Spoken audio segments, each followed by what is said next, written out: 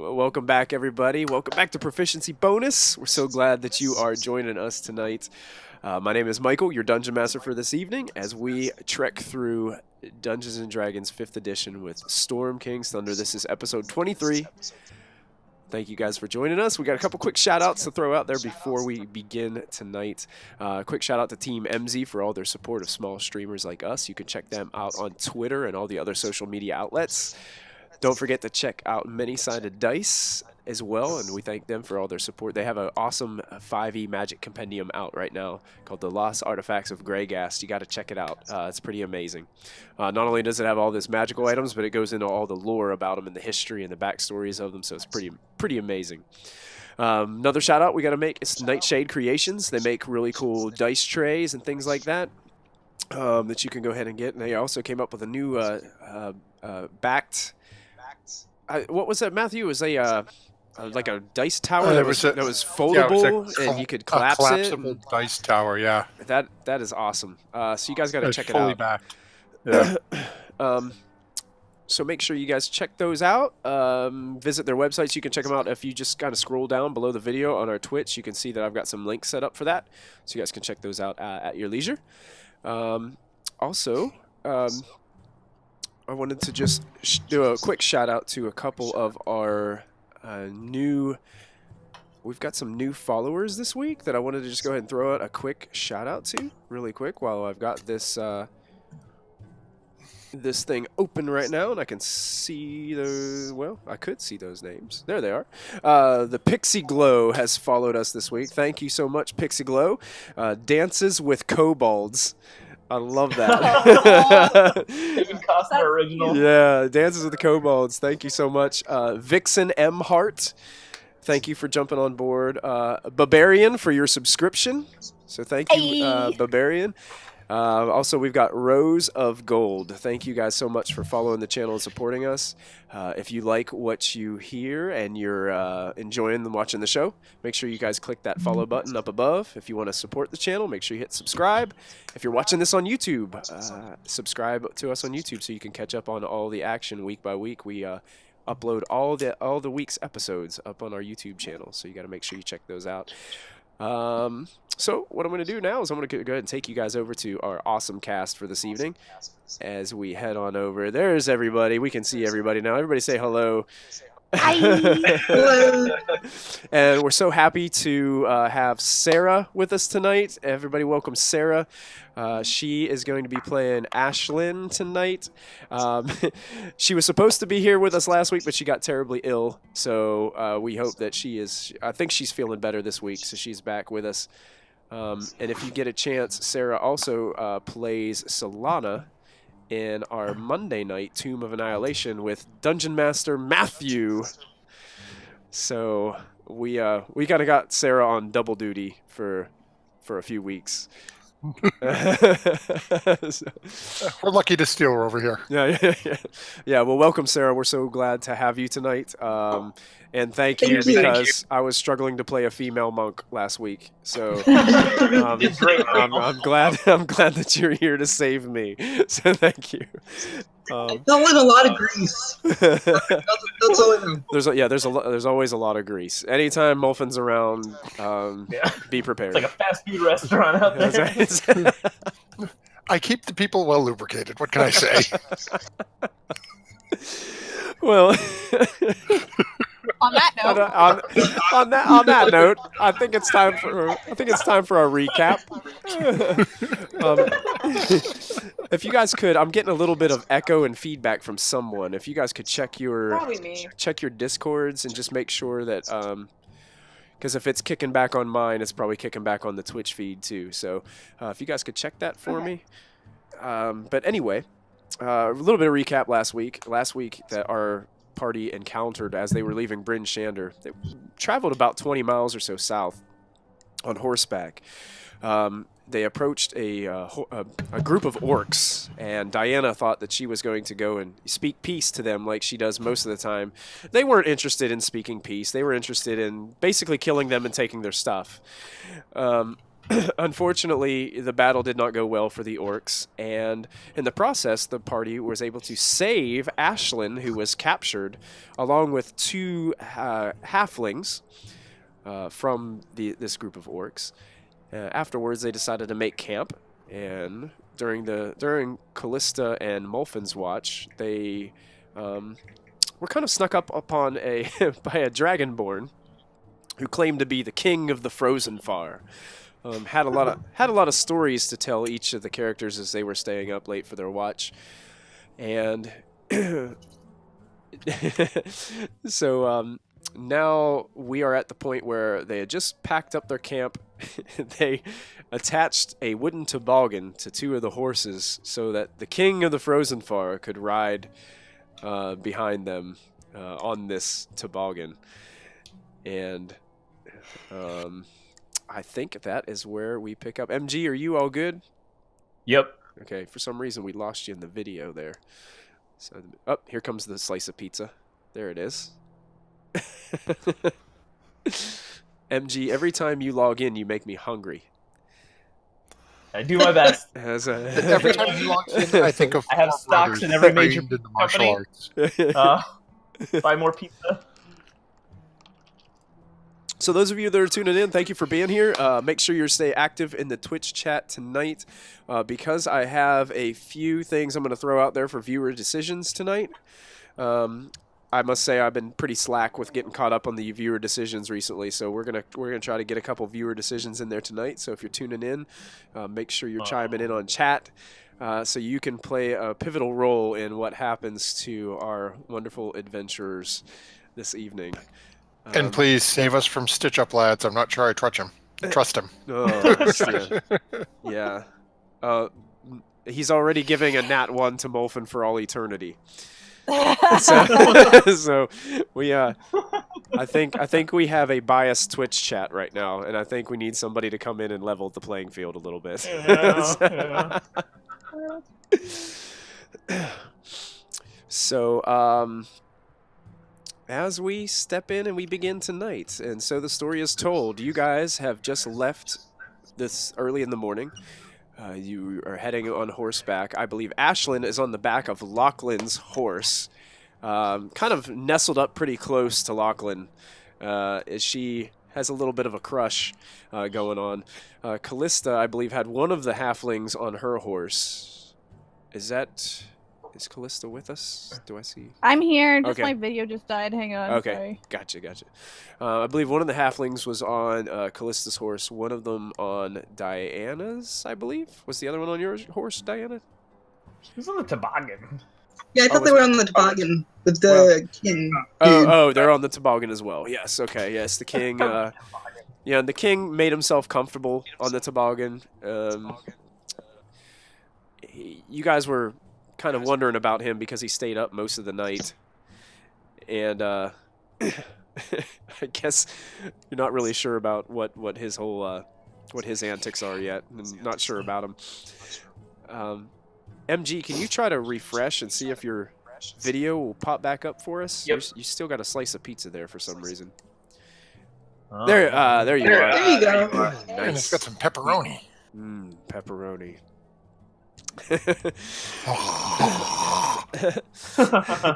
So if you guys can all see the map, correct?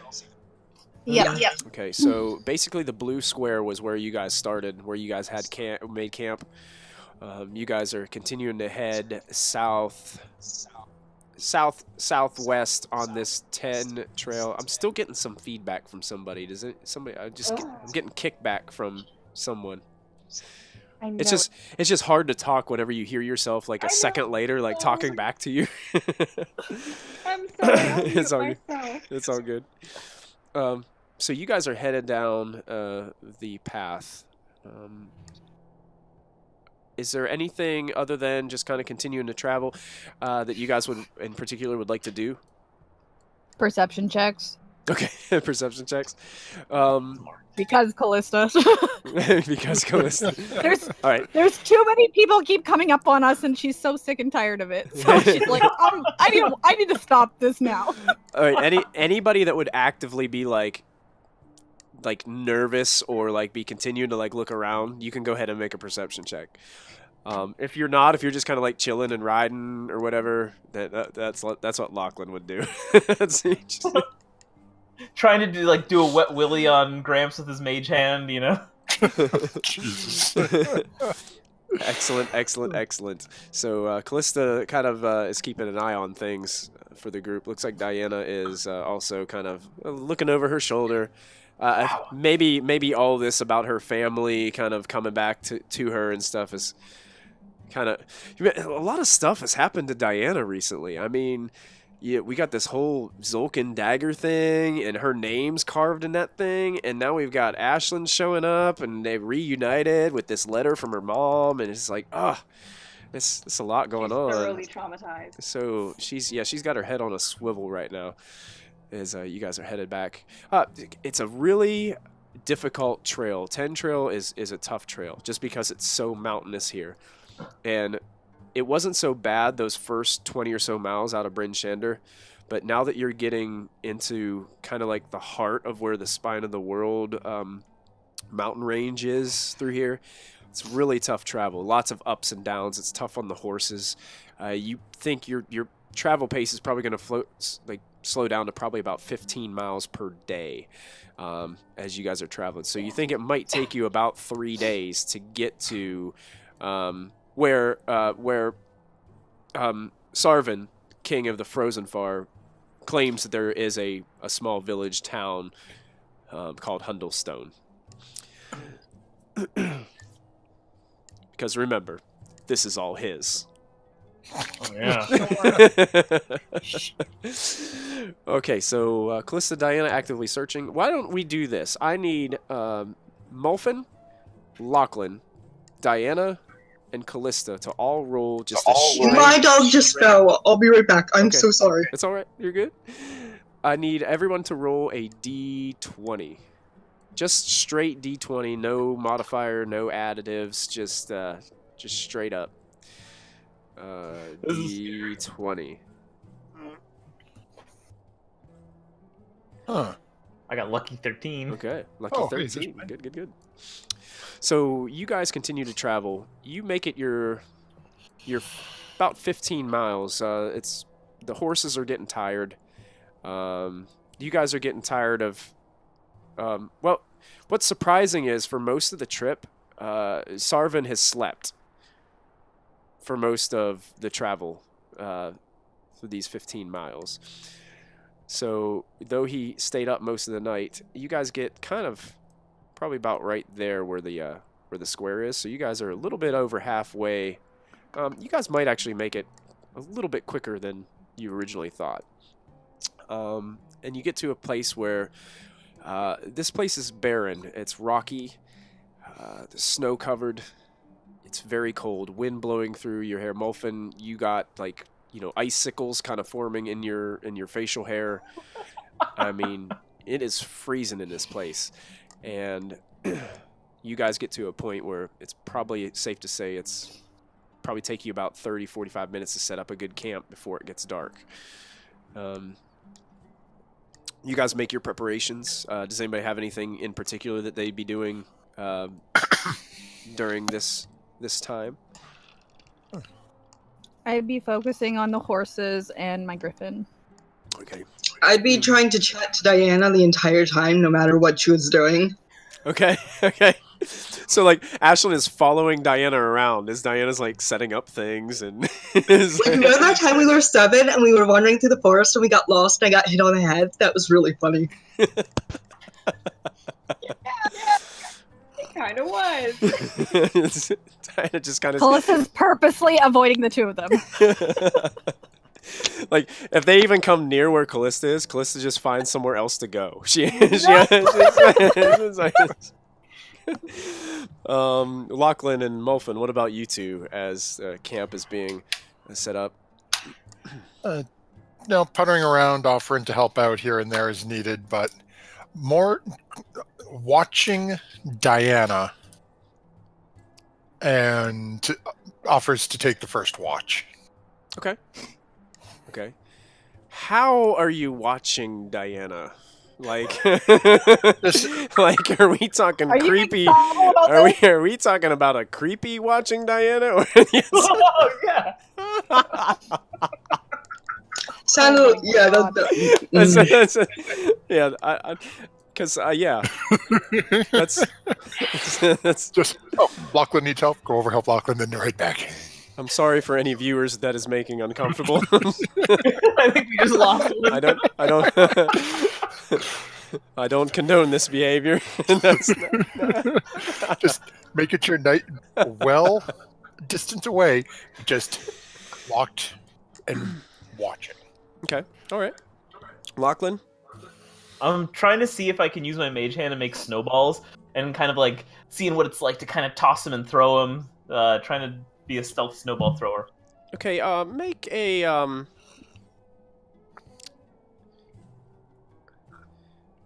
Make an acrobatics check. Go ahead and make Ooh. one of those, because I know you're good at those. Well, Usually. you make some okay snowballs. I mean, you like start juggling one with the mage hand, and then all of a sudden it just kind of like breaks apart and falls down and stuff like that. So you're doing okay with it, but you're still getting used to this whole arcane magic thing, and you're still practicing. So still learning the ropes. Practicing. Yep. The Sarvin kind of comes up to you as he watches you do this. He's like, "Oh, that's an awfully neat trick you learned there." Yeah, it's one of my many specialties. the more I hang out with you, the more I see why they call you Lachlan the Legendary. Ah, it's, again, it's an honor coming from your majesty. Oh, it should be. And he puts his hand on your shoulder. Yeah! And he kind of walks on, and he goes and helps start to gather what little firewood he can find. He seems to be pretty legit in his ability to be able to find things and help you guys out a little bit. You do notice, I don't know if I described this last time very well, but he's wearing this he has white scales that kind of get blue in places, and he also has, you can see that he has like a blue leather armor that he's wearing underneath this really thick, it almost looks at first like polar bear fur, but it's a little bit too kind of I don't know, it's not as soft as you would think a polar bear fur would be. So it's this really thick like white jacket that he kind of wears. It's pretty long. Canada Goose. Yeah. Don't even! Don't even! I will fight you! Uh-oh. Callista goes wild shape on Lachlan already. Between that and the monk coming after the wizard, I'm not sure how this session's going to end. So you guys get you guys get like a fire going to keep everybody warm, and you set up camp as usual. Who's taking the first watch? Molfin? Okay, who would like the second? I'll take the second. All right, Callista's on second. Anybody want the third? Lucky number three. All right. I'll take 4. All right, Diana takes 4. Ashlyn, would you kind of be sleeping the whole time, or would you purposely get up with Diana just so you guys could chat during watch? Diana and Lachlan. Oh, so I you're gonna, trans, so I can do the. Oh, you trance, so you can be up during Yeah. 2 watches. Okay. So everybody who's actively taking a watch, go ahead and roll perception checks for me. Does that include me, or am I just hanging out? It's up to you. Would you actively be? No. No. Okay. So you don't have to roll. We'll just use your passive. Your passive is 17 anyway. So. Wow. Nice. Those. Wow. You guys know everything about everything. So, That works well for Milton. those were great rolls, everybody. Molfin, during your watch, other than the fact that it gets bitter cold once it gets dark, you can constantly hear the wind blowing. You guys are up, like elevation-wise, very high within these mountains. And you can tell that this 10 trail was just the best carved path that they possibly could make to reach Bryn Shander and the Icewind Dale, basically. So your watch passes. Nothing seems to be of much interest other than the fact that Sarvin is once again staying up by the fire and whittling with a piece of wood with a knife that he has, and continues to talk your ear off as he did the previous night. Most of the stories you've already heard. So he's lost one. But at one point during the watch, Molfin would like to go over to wherever Diana is laying down. Okay. Do I see any inkling of where she's keeping that gem? Go ahead and make a perception check. I'll say with disadvantage on Perception this one. or investigation? Well, let's go investigation. Disadvantage. Okay. Because I don't even know where Diana is keeping this thing, so we'll have to see. Nope. Yeah, you're... I mean, she's in a tent. I mean, Ashlin's probably in there with her. They've been kind of sharing a tent kind of deal. Lots of blankets. It's cold. It's freezing. So it's without like rummaging and like Yeah, no, this is more like trying to put your hands in pockets and bags and pouches and all this kind of stuff. It would be hard to find that. Yep. Yeah, just looking to get an idea. No clue. Gotcha. So Molfin, your watch comes to an end, and it comes time for and honestly, I can basically go through everyone's watches. You guys don't really see anything of interest other than the fact that it's very cold. Most of you spend a little bit of time with Sarvin, the King of the Frozen Far, by the fire, as he tells you more of his glorious stories of how he... Not Callista. Nope. Callista kind of like goes off into the perimeter and just has a smoke with her pipe and just kind of goes back and forth and puts her griffin with Diana and just like keeps herself warm with her druid craft and just has a smoke away from where the hell he's sitting. Callista, you like take a peek back there every once in a while just to see what he's doing, and you can see like he like takes a peek over where you're at every once in a while and then continues to whittle and then takes a peek back over there and like looks and continues to whittle, and you hear him like just like lay out a cough every once in a while. like one of those, hey, I'm over here, I'd like to talk, if you'd like to talk. Nope. Coughs. And Callista continues to ignore the poor guy. Poor Dragonborns. Tarhoon didn't get any love either. So basically everyone's watch comes to an end, and you guys awaken early the next morning. And it seems that the horses are pretty well rested, despite the cold temperatures, but they're used to it being around Bryn Shander. And you guys all come to consciousness. And Molfin, as you're kind of packing up some materials from the night's stay, Sarvin walks up to you. He says, I don't mean to interrupt you. I know you're busy, but I wanted to give you this. And he holds out his hand, and in his hand there's this small wooden miniature, that figurine that he carved by hand that looks exactly like you. Oh, it's such an accurate likeness. Oh, dear. Thank you, my good sir. The beard was pretty tough, but I hope you like it. Well, a good beard must be maintained properly. It is an amazing likeness. Oh, well, thank you. I do this a lot. The king is a very skilled man. Huh. Yes. And he just like stands there prideful. Kind of adjusts his big fur cloak jacket thing that he's got. It's like, so I did mean to tell you during our travels yesterday, but I was catching up on some of my missed sleep from the night before. But the two ladies, they have the griffin creatures. Oh, yes, the tall ones that are journeying with us, yes. How long have they had these creatures? Oh, it seems like they've had them since they were born, I believe. It seems like they've been with us always. Interesting. It's fascinating creatures. I know a fine woman in Fireshear that would absolutely love to see them.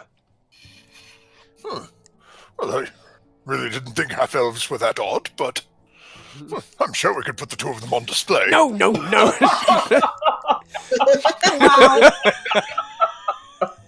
Wow. Okay. Molfin, you might already have inspiration, but give yourself another point of inspiration for me. For that. That was on point. But he's like, no. I don't mean the half elves. I mean the baby griffins. Oh, I would definitely recommend avoiding that conversation. Somebody in Bryn Shanda asked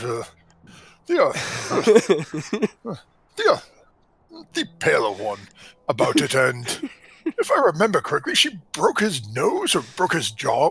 It was not a pleasant conversation. Really? Just for asking about them? Yes, they are extremely protective, surrogate mothers of a sort. Oh, goodness. Well, I mean, Darashra, she would be willing to train the creatures, probably. That's what she does. She used to be in the military, and that was her position, was to train griffins for riding. And train the riders as well. Well, if you open with that, you may find the door a little more welcoming. As I know they are doing the best, but as we have been on the road, they have not had quite as much time for learning the proper handling of such a creature. But at the same point, these small beings do seem to trust and remain loyal to them. Well, that, and I also know that they also can fetch a real lot of coin, too. And now you're probably going to get hit again. So I should probably leave that part out. I would strongly recommend that. Okay, yeah, I'm just, I'm still working on my communication skills. I'm really good at communicating about the things that I have done, but really to gain interest of others is a difficulty of mine. I must admit. Did I tell you about the time I took the beholder's eye and I plucked it right out of the center of its head? It's just like, did I tell you that time? No, I do not believe we had that discussion. Have you ever looked into the eye of a beholder? Well, I have seen an artist rendition of one in a book in the library. Oh, what did it look like? Sort of obule and tentacular with eye stalks. Oh, yeah. Kind of like this, and he gets a stick, and he kind of starts drawing this picture in the snow, and it looks terrible. It's this circle with this awful eye in the center of it, and then all these lines that like stick out of the top with these little eyes that are sticking on. He puts eyelashes on some of them, like this. Your artist's rendition that you looked at might have been the one that I put in the book. It might be. I mean, we are good. Many days' travel from the library. I would have to go back and actually look at the book to see who the artist's credit was. But it won't be hard to miss my signature. It's there. I promise. Then it is good I have met you here. If you are in need of help speaking with people, I would recommend my great-grandson Lachlan. He seems to have a Lachlan the Legendary. He's a good speaker too? Well, he has a quick tongue and is good with people, better than I am by far. Maybe I can talk to him about this, and maybe he can talk to the girls about perhaps taking the griffins to Fireshear, or at least to, I don't know, just to possibly look. I mean, I was born in Fireshear. I know that place. Yes. Why do you not go chase Lachlan down and see if the two of you can come up with a eloquent plan of attack to best approach the two young mothers? I will do that. Diana, Callista, and Ashlyn, what would you guys be doing as you guys are kind of packing up, getting ready for your next day's journey? Setting up the horses, just waiting for... I'd probably be done at this point and just waiting for everyone to be ready. Just waiting for everybody to shut their mouth. Yep. Yep. Callista's got the hood up. She's ready to go. She's... Feeding Cleo. Ashlyn, what would you be doing? Oops, sorry, I was on mute. I would be dropping various stuff in front of Locke and picking it up. That's awesome. Like, oops, this fell out of my pack. Let me sit down and get it.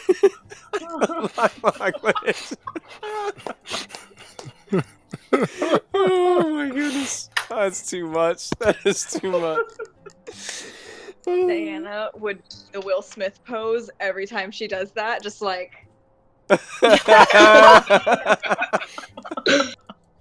Callista is actively rolling her eyes every time she does this. Like I say, I would expect Callista to be all on board with this, No more of this other woman stuff. Nope. Stumpy, thank you so much for the bits. We appreciate it. We're getting closer to our bit goal. So thank you, Stumpy. We appreciate it. Thanks for joining us tonight. Lachlan, as you're kind of I guess actively checking out Ashlyn, you hear kind of jogging towards you is this kind of stocky dragonborn. Lachlan, may I speak to you for a moment? Yeah. All right, I just think. So he's just like, he kind of like waves you over, kind of deal. Like, he doesn't really want people to. Yeah, I was wondering. Molfin told me that you're really good with engaging people in conversation. Oh yeah, I'm the best. Yeah, I mean, you're the legendary. Why, right? And every king needs a legendary apprentice to help him out with certain situations. Advisor, maybe like a advisor. chancellor. Oh, a chancellor. I like that. A legendary chancellor. I like the sound of this, Lachlan. I like the sound of this. See, I've noticed that your half-elfin friends have very, very young griffins.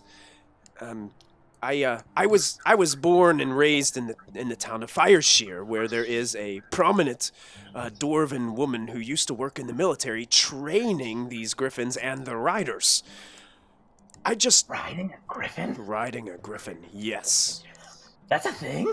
Oh, I've ridden 2 griffins at one time before. It was amazing. I put one foot on the left side with one griffin on the left and one griffin on the right, and we flew through the sky. It was amazing. Sounds a little overwrought there, Your Majesty. Well, not anybody can just ride 2 griffins. Yeah. But the King of the Frozen Far, obviously, he can do that. Oh, yeah, I mean, of course. see all this around us? It's mine. Yeah. A lot of snow that you own there. Oh, yeah. He's just very confident. So about these griffins, then. Yes, yeah. I guess my problem is that I know a lot about them, and I don't want anything to slip out that could get me punched. right here, right here in the face. My hide is a little bit sturdier than a human being's or half elves, but I still don't like getting hit. It's not something I desire from a vengeful half elven woman. I don't really want it. Yeah, maybe you don't want to say that in front of them. Well, that's why I was coming to you, because you already have a good solid relationship with them, and the one doesn't. Yeah, they trust me a lot. I don't believe that one over there likes me too much. Well, they like me. They really like me. Come to the right, the right guy. Oh, absolutely. Who wouldn't like the Lachlan, the legendary Chancellor of the King of the Frozen Far? Look, your title continues to grow. As it should. Maybe one day I'll have you knighted. Get a far off look in my eye. Okay, so basically what we need to do is we need to talk to them about this, because this could be a great opportunity. Yeah, this sounds really... But I want to keep the... Molfin told me I better not tell them that their baby griffins are probably worth a fair amount of coin. Like... Oh God. How much? Is a fair amount. Well, honestly, when they're unhatched eggs, they're worth a little bit more. But the last I've heard, griffins going from anywhere between 4,000 and 6,000 gold pieces.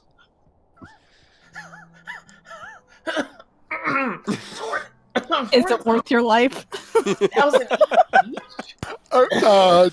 Maybe I didn't think that portion of my plan through.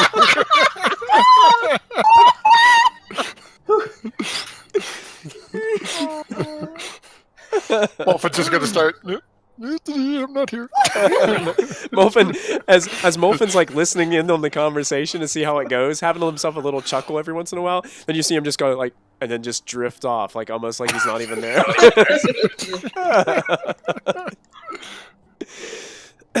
Oh, yeah, the trainers like Durashra like to get them when they're very young, because then they can grow together with a group and learn how to function in that manner. So they like as young as those two? Yes. Oh. You should let me handle this. I think I think I can help. You don't need me to be there at all? I mean. Oh yeah, I think we should work together on this. But yeah, you're right to bring me in. Absolutely. I love having a mediary that can communicate well. Yeah. Especially when I'm not sure about, especially that one over there, the one standing there impatiently waiting for us to stop talking. Yeah, she keeps on casting her eyes over here every once in a while, and she has her flames in her hand and just snuffing it and relighting it, and snuffing it, relighting, and the whole fire thing in the hands. Don't worry, she trusts me a lot. I think I'm rather. Make a deception check. You don't even have to against the King of the Frozen Far, because he's just like eating up everything you say. Like he's like whatever. I believe you. He's deliberately not wanting his. Yeah, he would fail them all anyway. So okay. Well, I guess I'll go help Molfin get. Where did Molfin go? And he like starts looking around. Oh, there. How did he get that far away? I mean, he was right here. He's nimble for his age. I tell you, that's even the snow is quite thick here too. I mean, I'm surprised. I'll go help him kind of gather up some things before we head on out, and I'll let you deal with the situation. I'll start planting the seeds. Yeah, sounds great. And he kind of smiles and walks confidently over towards Molfin, who's kind of just packing some things up, and you can see he's going to aid. And Lachlan approaches the girls over on the other side. Hey! How's it going? It's so great. How about you? Great. How Are we ready to go? Oh, sorry, what? Are we ready to go? Yeah, go where? South? Yeah, but I mean, we should be thinking about, where are we going, right? Where are we going to end up? I thought you wanted to go find the Weevil. Yeah, Weevil, yeah, that's a thing, but, there are other cities in this world, places to explore, things to see. You ever heard of a place called Fire... No. something? Do you truly not remember? Or it's Both player and character. it's fire shear. I'll type it in chat so that way. Fire Shield, I think it was called. Fire shear. Wait, there it is. Ooh. Fire shear. Fire shear. Fire I snipper. heard that Yeah. this time of year the weather is amazing, and I mean, look around at this. It would be a lot nicer, and Oh, well, if the weather's nice. yeah. We can go on a Why little do you- vacation. We got all this gold from the ore. Maybe it's time to kick back Lachlan. a little. Why do you want to go there? Oh, the weather! Great weather! I'm. Okay. Are you doing insight? Yeah. I love great weather. Callista. Do you love great weather? Oh man, it is terrible. Yeah, Lachlan, Wow. they can see through you like I I feel feel like- eyes on me. I start sweating. It's like dripping down my forehead. Yeah, great weather.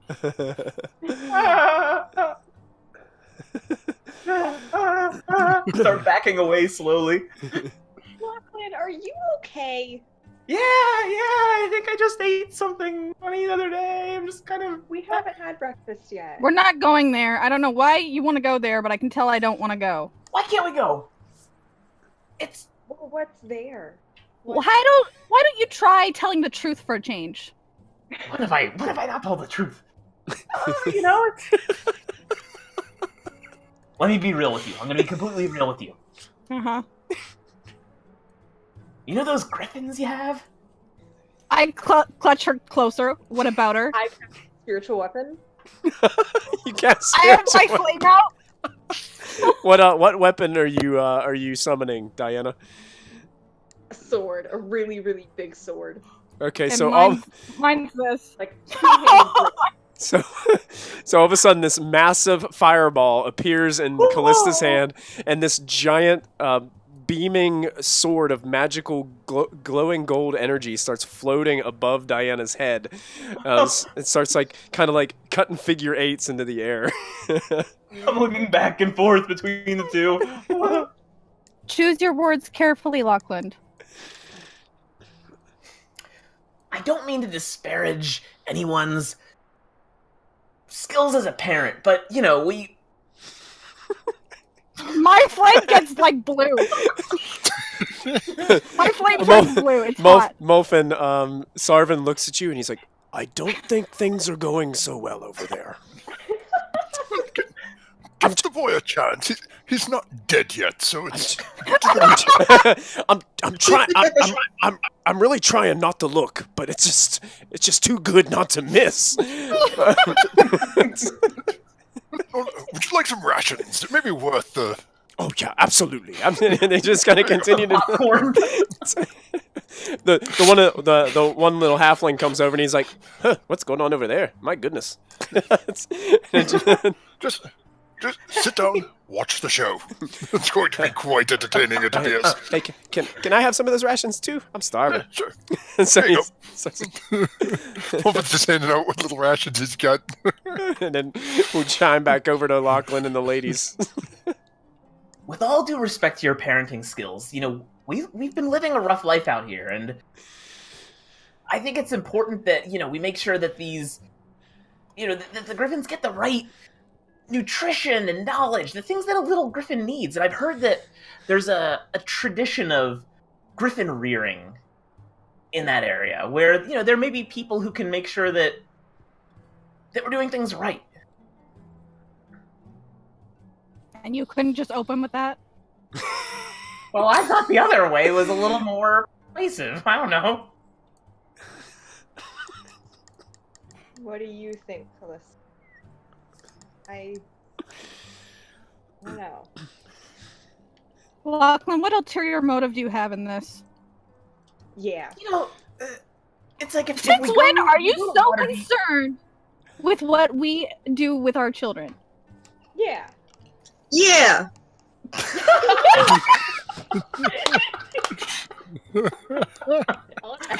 I totally almost just spit my Coke out all over the place. So here's the thing: if we go to Waterdeep, it's all about greed, right? It's about we need to get that. What was it? 5,000 gold. These Which you really want, yes. These noble creatures are more important than money. Oh, God. I mean, they are. That's true. I mean, the smile of a... Oh my goodness.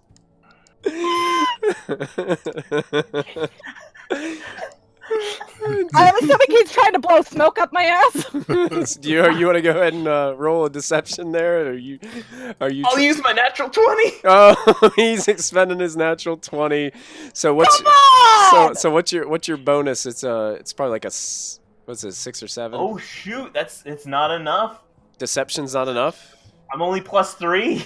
So yeah, that'll only give you a 23. So I'm gonna let you can retcon that if you want to and not use it if you don't want to. I used it. It's Oh, I you wanna tried. use it? All right. Yep. Yep. You it's not enough. So even though you use your nat 20, which he uses nat 20, yay! But it fails. So Callista still she's known you enough to know better that a lot of things that you decide on is basically because of money. So she knows you. Maybe we should, just continue on the road and resume this conversation later. Resuming the road would be good, Yeah. Is everyone ready? Backing away. Callista, you look back to the other group, and they're like sitting there, like eating rations out of a bag, like just watching. Oh, dang! And he kind of, Sarvin just like slowly takes the bag and puts it on Molfin's lap, and then kind of slowly gets up, starts walking back to the toboggan. Halflings, I think it's time for us to go. Come along, it appears the show is over. More like to be continued. And I'm glaring at Lachlan. I want to go over to Sarvin and kind of put my arm around him. Yeah. I think it went really well. We're making progress. Oh, well, great. I started to get worried when I saw the giant sword appear out of nowhere. The blue flame was a little scary. Yeah, it was. I think I'm going to need to carve another miniature of her again tonight. Yeah. Make sure you have a lot of wood. God. I'll try to collect it on the way. So he kind of makes himself on the toboggan, the two halflings. You can see the one older halfling seems to be slowing down a bit. He looks much older, and seems to be struggling with this whole thing. That and the time that they spent as captives for the orcs with Ashlyn has not fared well with him. His the younger halfling, which is probably adult male, you can probably assume that this is a father-son kind of pair, and he's trying to take care of them as much as he can. But they hop on the toboggan and get ready to take. Diana looks like she needs to say something. Yes. Okay. I was contemplating it, then I stopped for a moment. My head was buffering. Anyway, can I do a medicine check on him and try to help him? Sure. Yeah, you kind of House. walk over as he kind of gets comfortable. With that medicine check, not only does he has like the minor burns from the rope that he was attached to, but you can tell he's just really old. Like, probably just nearing the end of his life cycle. And he's just old. And being on such a treacherous kind of journey is probably not good for him. Oh, I wanna help him. Oh, the only thing I have is resistance. That's not like gonna expend a spell. Yeah. Yeah, it's kind of like you feel like there's nothing really that you have that could do anything for him. I mean, once you reach old age, it's kind of just like you can't just magically boo. You know, you're. I mean, I've got spare the dying, so if he keels over at any point, It's just I got him. cool. So he's kind of getting comfortable in the toboggan with the younger one. Jolin, the younger halfling, is kind of like, thank you so much. It's just, I kind of worried about bringing him on the trip anyway. You see, I inherited the farming business from him and is carrying on. He just can't help but to come along whenever we go on these travels. We've been on so many together. Never had we had such a problem like this.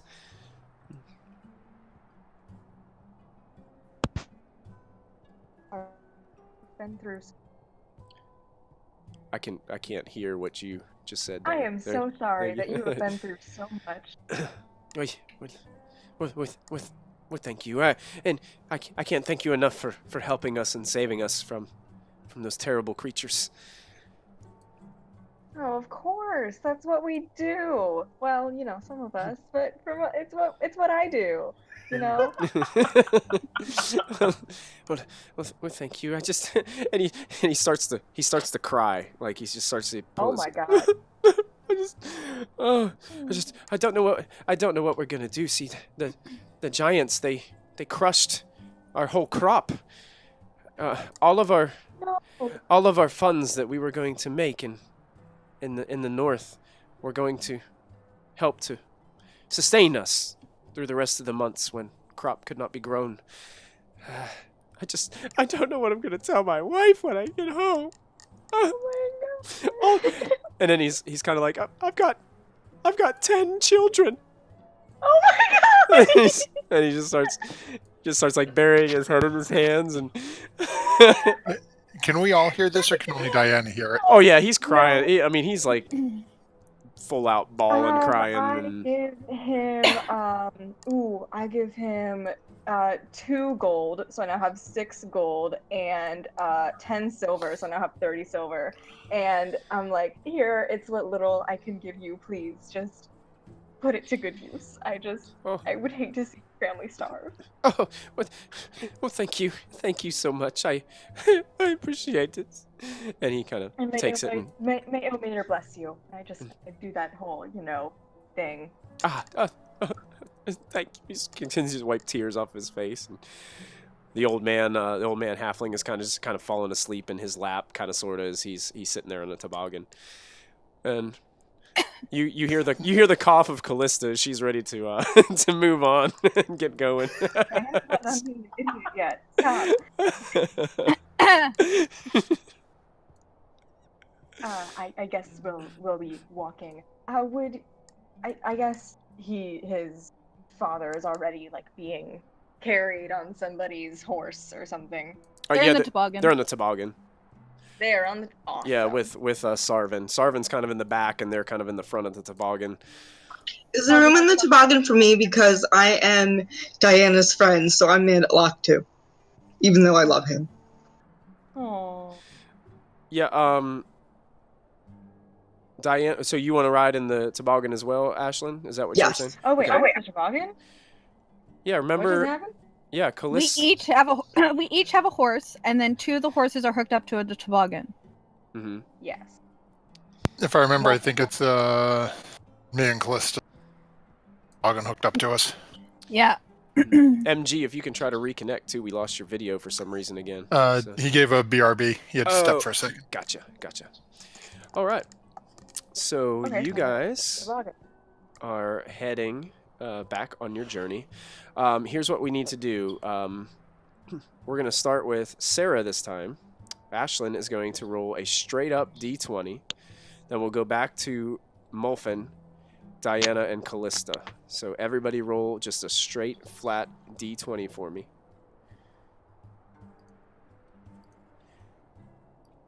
to reveal a little bit more of the map right here so we can see a little bit.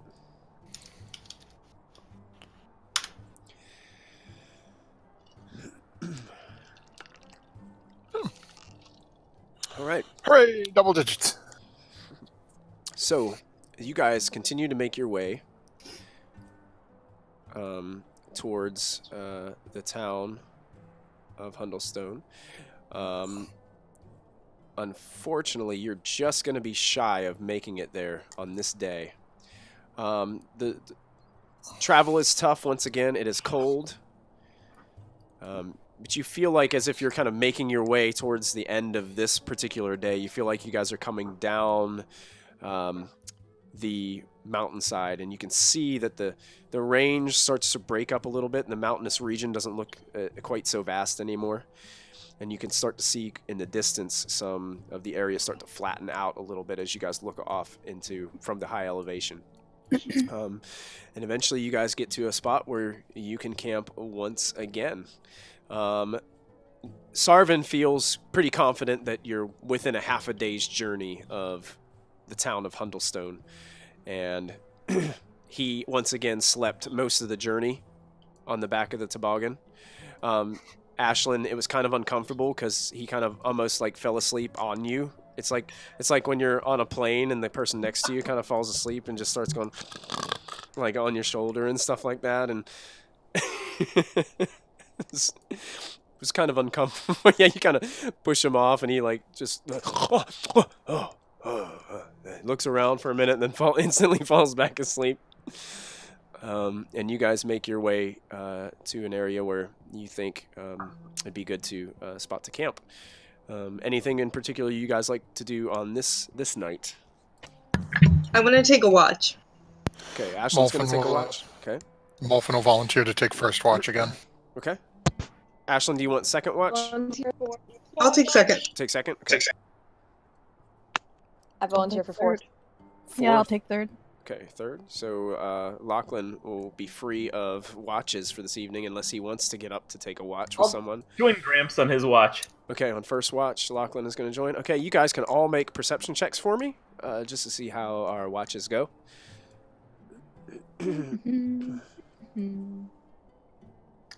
Oh, Lachlan, dang. My goodness. All the nat 20s, goddamn. Yeah, that's a lot. Tonight. There we go.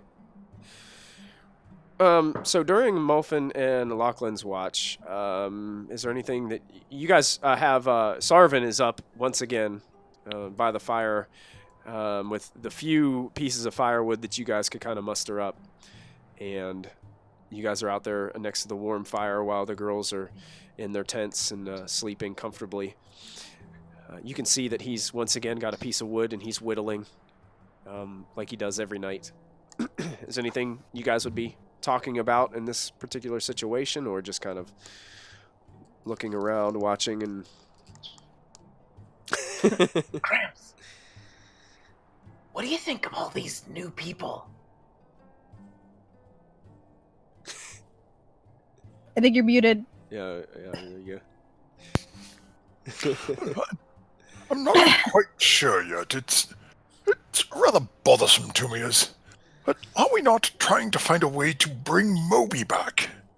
And yet all of a sudden, there's Diana finding this strange woman. And then there's, the king here who is so kind to help us get down south, and I need to find somewhere with a library so I can do research and find some arcane mean of contacting the realm where Moby is. Do you think Hundelstone has a library? I am hoping so, although I have never traveled this far north. I'm not as familiar with it as if we were going further south to Waterdeep or Nightstone. Player knowledge failure. Neverwinter. If we were heading to Neverwinter or Waterdeep, or one of those cities, I'd have no doubt of finding what I need. But in these smaller towns in this area, you know what this is? This is all that fool giant's fault. If he had just taught me how to communicate with the extraplanar entities, I could have reached out to someone already and found where Moby is and probably had him back. Then we wouldn't need all these new people coming in as the half-elves are trying to replace him. Do you notice how we have gone from having more small people to more tall people? Yeah, they're packing their ranks. It's getting scary. You know, it's... the balance of power has shifted. Maybe our next move is we need to find the best library we can.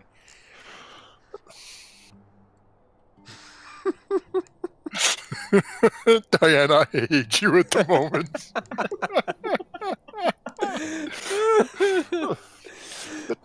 That is my goal, Lachlan, is if we can find what we need in Huddlestone, then it'll give us somewhere to start. If not, then I have to start looking at other alternatives to try to force the deity that Moby was apparently summoned by to turn her gaze back to us. Sounds a little scary. It's not exactly my most intelligent idea, but one must do what one must for their family. Yeah, I mean, you know, I know this Waterdeep thing is important. I want to get that gold, but if we could find a way to get Moby back, that's, you know, Well, it's, important. the coin would definitely aid in buying supplies that we would need to do so. That's true. That is the difficulty, is that once we find said materials, do we have the coin to procure them? Or do we have to look for other means? All right, next goal, get coin. I'm in. You know, you hear about those griffins? That's... I really think you're trying to get yourself punched in the face. Yeah. That's an understatement. Maybe I should scrap that plan and That's find it. some other means. Maybe that's for my long-term survival the best route. That is probably wisest. I'm not sure of what is in this fire shear that the king speaks of. But again, he said that they could train the griffins to carry riders. Back at Zephyr's Tower, it's something that the young ladies had expressed an interest in when they saw the creatures born. If aiding them in doing that, they would assumedly be more likely to aid us in recovering Moby. Now, if they think you're trying to sell the griffins or to make money off this, one, they will probably not go along and get what they desire, but will be less likely to work with us to An astute our observation is goal. always Gramps. That's it. I don't think I gave that impression to them. You know. No, but if you're not careful, you could. Yeah. I'll have to be careful. Thanks, Gramps. Yes, you haven't had your best luck dealing with Callista. I think I'm growing on her. That's fungus has a tendency to do that on things.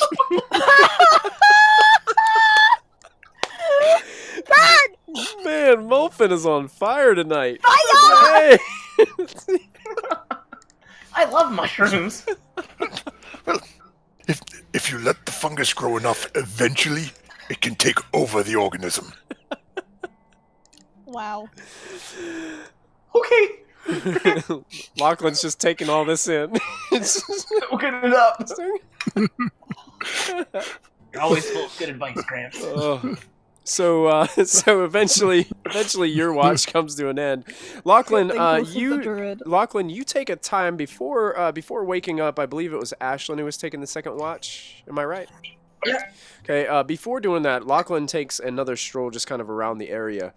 Lachlan, as you're walking around, you discover that nearby, as you're kind of walking around the area where your campsite is, probably about, I don't know, maybe 200 feet or so, as you're kind of walking like a perimeter, you find a few corpses of these massive elk.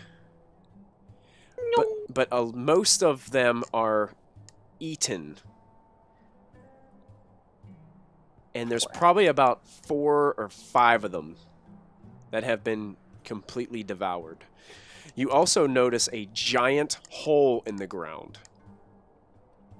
Oh God. How recently were these eaten? Does it look Oh, like? I mean, no. if they're Make still fresh. Make a bones? medicine check. Oh, I'm great at those. Let's hope you're better at those than lying to Callista. You know, you're Claire. probably within last day or so. In the last day or so. Yeah. Oh no. Well, I'm getting kind of sleepy, so I think as we're going to hand over the watch to Ashley, I'm gonna mention it and kind of, I don't really know how long she's been up here. If maybe she would know in the area if there's things that. So I'll tell her like, "Hey, look, I found." Okay. Do you take her over to see it, or are you just kind of telling her about it? I'd try to take her over to see it if she'll go with me. Ooh, she'll go with you. She doesn't seem to hesitate at all, Lachlan. As you, Yeah. as you- Show me this. And I'll sort of like, get close enough to be able to point to one and be like, "Check that out." Wow, that's a big hole in the ground. Oh yeah. What could cause something like that? What's with the? Do you think we should be worried about this? Oh. Nah, Okay, if you're not worried, I'm not worried. nah. All right. So now Ashlyn is aware of the situation. You guys headed back to the main area of the camp. Okay. Lachlan kind of makes himself comfortable. It might be a little bit more difficult for him to fall asleep right away after seeing what he just saw. But Ashlyn kind of makes her way to scope out.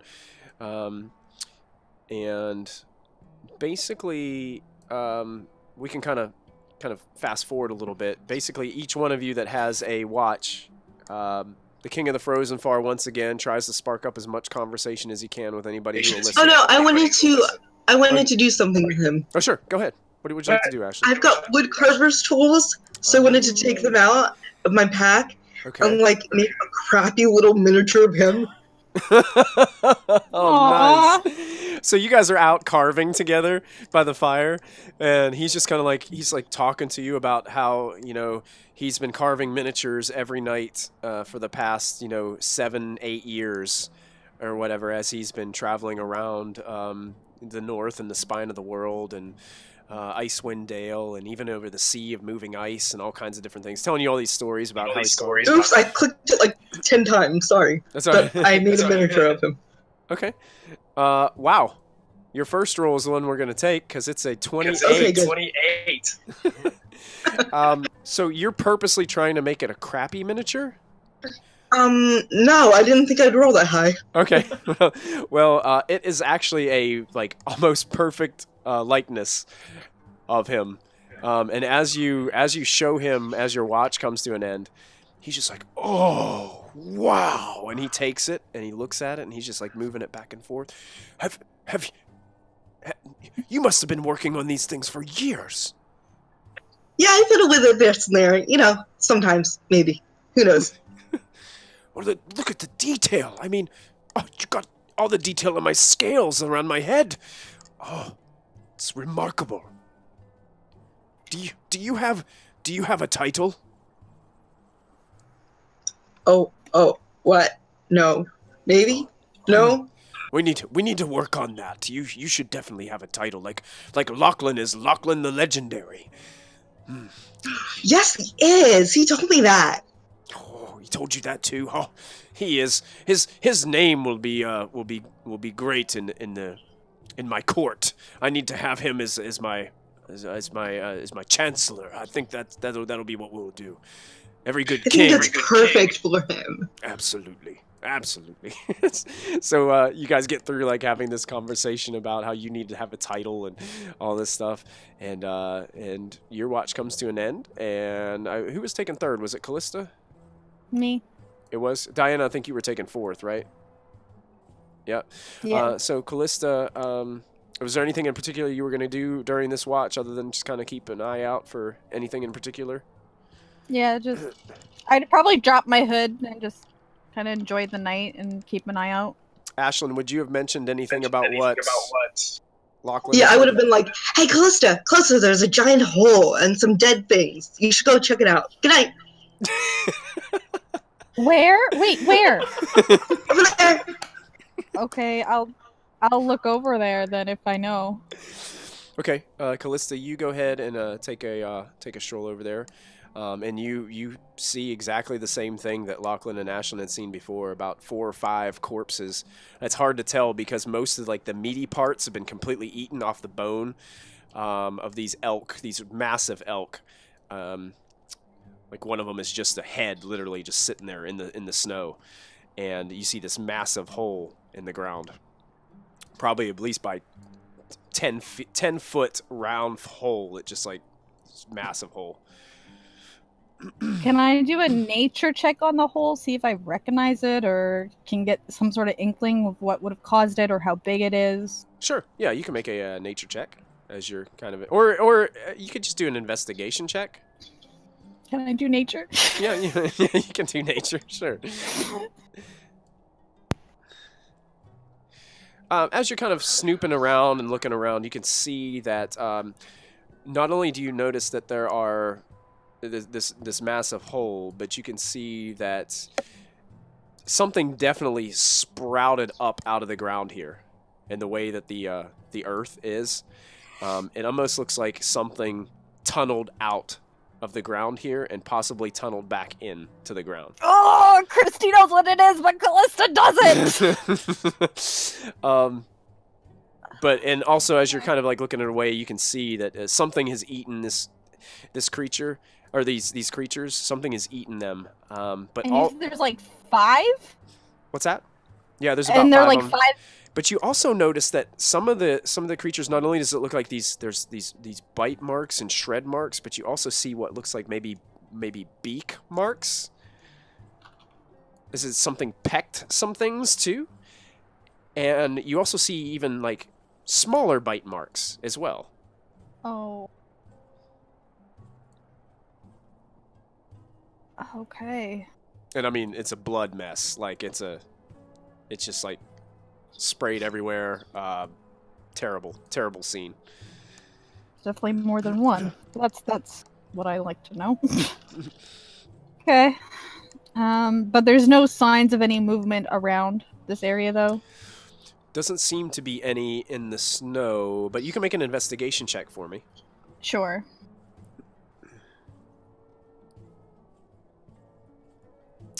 You know, as you're going around, you can kind of see closer to the corpses. It looks like there was these small trails in the snow that kind of lead off in different directions. They look like they came from the hole and then returned to the hole. And then you also see some other imprints that aren't really anywhere other than just like right around the vicinity. They look like what you would very large bird prints that just seem to happen like right in that vicinity.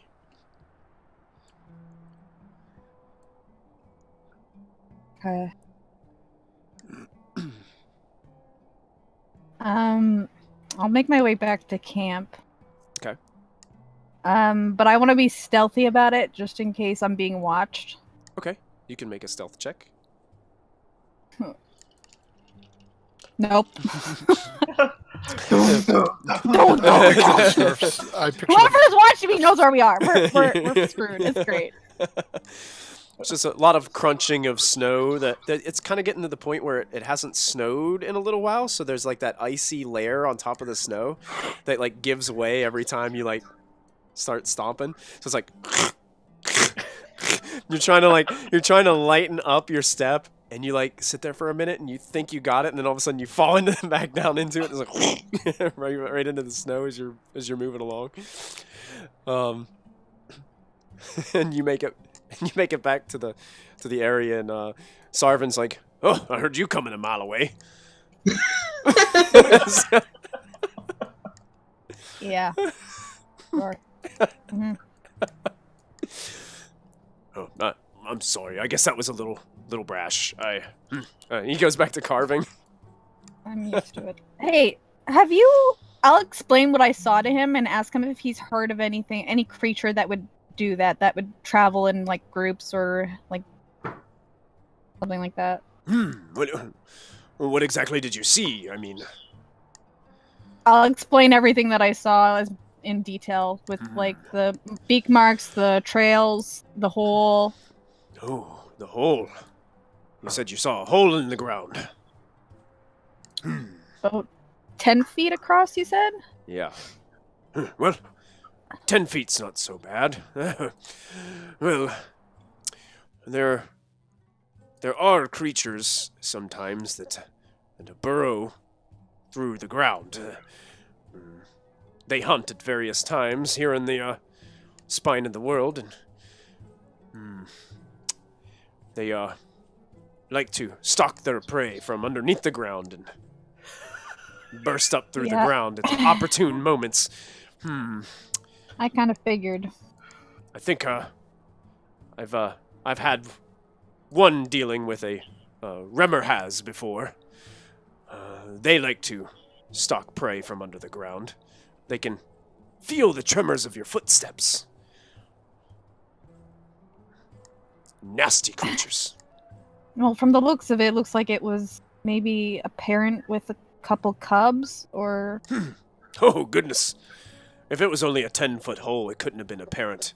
That hole would have been at least 25 feet. Oh. You must have stumbled upon a young one's feeding ground. I guess that's good. Better than a mama bear. Yes. But a lot of the times it's not rare for giant vultures to kind of follow along these creatures, you know? For anything, they could pick off the bone of what they left behind. Fair point. Do you know, do they often stay near their hunting grounds, or do they travel far? I don't know. I've only seen maybe one or two of them, and I'd rather not see any again. But, I think we'll be okay. He just ate, right? He couldn't possibly be hungry again. Right? Well, if it's a growing adolescent, wouldn't it be always hungry? Good point. I didn't think of that. Have no fear. Sarvin, king of the Frozen Far, is here. This is all mine. All of it. Including that monster? Yes, including that monster. Great, so you can handle it, right? Perhaps. Would you, Then I'll leave it to you. I'd always like a little help. I mean, what king fights without an army behind him? Where is your army? Usually the army's in the front, I think. Where is my army? Oh. Yeah. Well, I don't really have one at this point in time. I'm currently recruiting, though. You would make a great captain. You're new to this whole king business, aren't you? And she does the air quotes. He starts like fidgeting nervously, and he's I've accumulated much in my life. I know this king thing like the back of my scaly hand. Look at all of it. It's all mine. And isn't it wonderful? And you're looking around, you're just seeing this like frozen wasteland of mountainous region. Holes and corpses. Holes and corpses, yes. In Draconic, Callista's going to say, I know nobles, and you're no noble. He says in Draconic back, he's like, oh, you speak my language too. You would make a great captain. Callista just walks away. So Callista walks away and shakes awake Diana as it's. And I will tell Diana what I've saw and what I've learned from Sarvin and everything. Just get her up to speed so she's not caught off guard. Okay, so Callista seems to catch you up to speed as you're kind of wiping your eyes as you first awaken.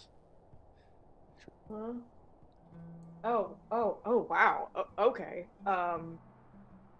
Well, great. Where was that? I kind of want to, Over that way, about 200 feet? Yeah, about 200, maybe just a little bit more than 200 feet away from your campsite. Cool. I'll go check that out immediately. I'll go with you before I go back to bed. Okay, so thank you. Yeah, Just in case. Callista walks with you. You guys are crunching in the snow all the way over there. I'm still wiping my eyes. You hear Sarvin yell out, "Could you just be a little bit quieter?" Yeah, sure. I just want to call out I'll go first. our Twitch chat has commented on the sad and lonely Moby stat sheet. Aww. Yeah. Still flashing along up top. Still flashing along up top. Yes. Hashtag there it Moby is. lives. Way to break Hashtag hearts. Moby lives. Dang. Hashtag undead Moby. Zombie Moby. Yeah. There you Revenant. go. Don't get me Moby. wrong, everybody. We love Sarah I'm- and Ashlyn joining the party. But our Twitch chat has become so connected to Moby that they miss him already. Yeah. We all miss our Moby. We'll have him back one day. One day. One day. Can we keep Ashlyn?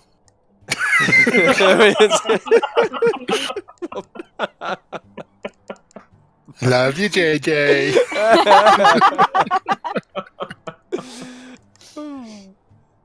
Diana wants to keep her friend. Okay. So I rolled a 13 for Okay. stealth of Okay. full elf. Sure. Yeah, you're definitely not crunching as loud as Callista is.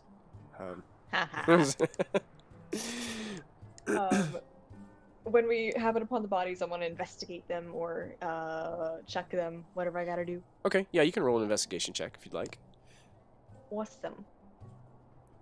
Oh yeah. What do I know? Really, really, you see a lot of the same thing that Callista had already told you. She tried to go through pretty detail, but something has eaten these creatures. You basically stripped the meat off of the bone. But you also do notice the beak marks of where something was, just nipping with the beak off the meat off of it, and also some smaller bite marks that are on there as well. So large bites, small bites, and beak bites. Can I make a nature check and see if I know what the creatures are? You can try. It's going to be difficult, but you can try.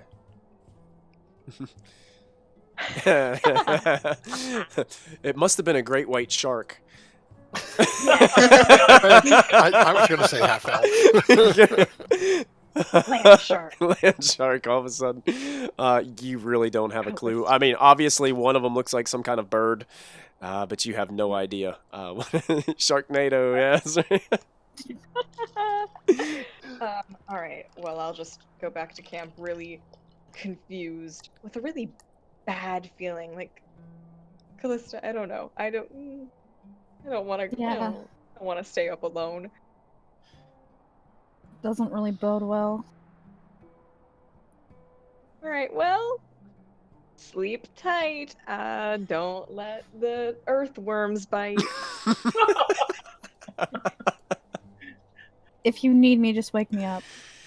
Okay. I'll sleep close to the edge of the tent, so you can just wake me without worrying about the others. Alrighty. Thank you, Callista. So Diana, you guys all return, and you don't have to stay up all night by yourself because Sarvin is there. Ah. Hello. Hello, Diana. So great to see your smiling face again. Oh. So thank you, Sarvin. so Callista took you to the location. Yeah, it's pretty crazy. and Yeah. Scary. Yeah. I'm almost done with my next carving. Oh, who are you carving? I'm working on Lachlan the Legendary today. Ah, the legendary? The Legendary. Yes, he has a What? title. What makes Lachlan legendary? He never spoke to you of this? He might have. I zone out sometimes. You know, I thought it was incredible that I took on one beholder. Do you know that he took on several beholders? Did he now? When was that? Some time ago. He didn't really go into specifics on when, but yeah, Uh-huh. Okay. it's a pretty massive feat. Oh, it sure is if it's true.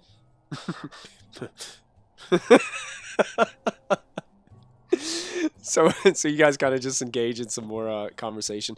The rest, the sun starts to creep up. Early morning's first light, and you guys all start to wake up for what you believe will be your final journey final day to arrive at Hundelstone.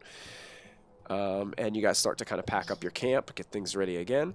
And as you guys wake up, Lachlan, Sarvin approaches you. Lachlan the Legendary, good morning to you. Your Majesty, good day. I made you a little gift last night as I was up on watch. A gift for me? A gift, yes. And he holds out his hand, and there's this beautifully carved wooden miniature that looks just like you. It's handsome. I've tried to capture your best features, Lachlan. Wow, you're good. Thank you. I've had many years' experience out here in the cold, frozen far. Well, the experience has paid off. This belongs in a museum. Oh. This is gonna be worth money someday. Huh. Lots, I'm sure. And he just kind of gets himself ready and is like, glad you like it. And he walks away and starts getting things Did he organized. keep it or did he give it to me? He gave it to you. Yeah. Oh, So thanks. So now Callista, Molfin, and Lachlan all have a little hand-carved miniature from Sarvin.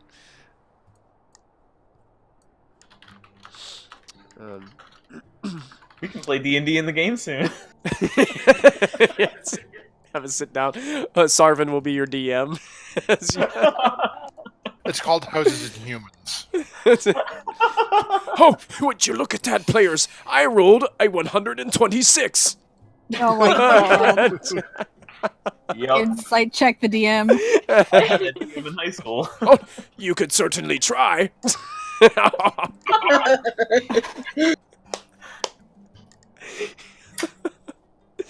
Wow. It's amazing how quick we derail, isn't it? Our little ADHD. So you guys ADHD indeed. you guys have an opportunity to kind of get things ready to go. And what we'll do is, since it is 9:30 right on the nose, we're going to use this opportunity to take our break for this evening. So I want to just give a huge shout out to those of you in Twitch chat and those of you watching on Twitch right now. Thank you so much for tuning in. We're so glad that you're hanging out with us tonight. This is episode 23 of Storm King's Thunder as we continue to dive into this Dungeons & Dragons 5th edition adventure. Thank you guys for joining us. If you haven't followed us yet, make sure you hit that follow button. If you want to subscribe, do that as well. If you're catching us on YouTube, make sure you subscribe there as well. Thank you once again, Stumpy, for the awesome bits. We do appreciate it. Thank you so much for supporting the channel. And if you guys would just hang out with us for 5 to 7 minutes, we will be right back. So stick around. We'll see you guys in just a few.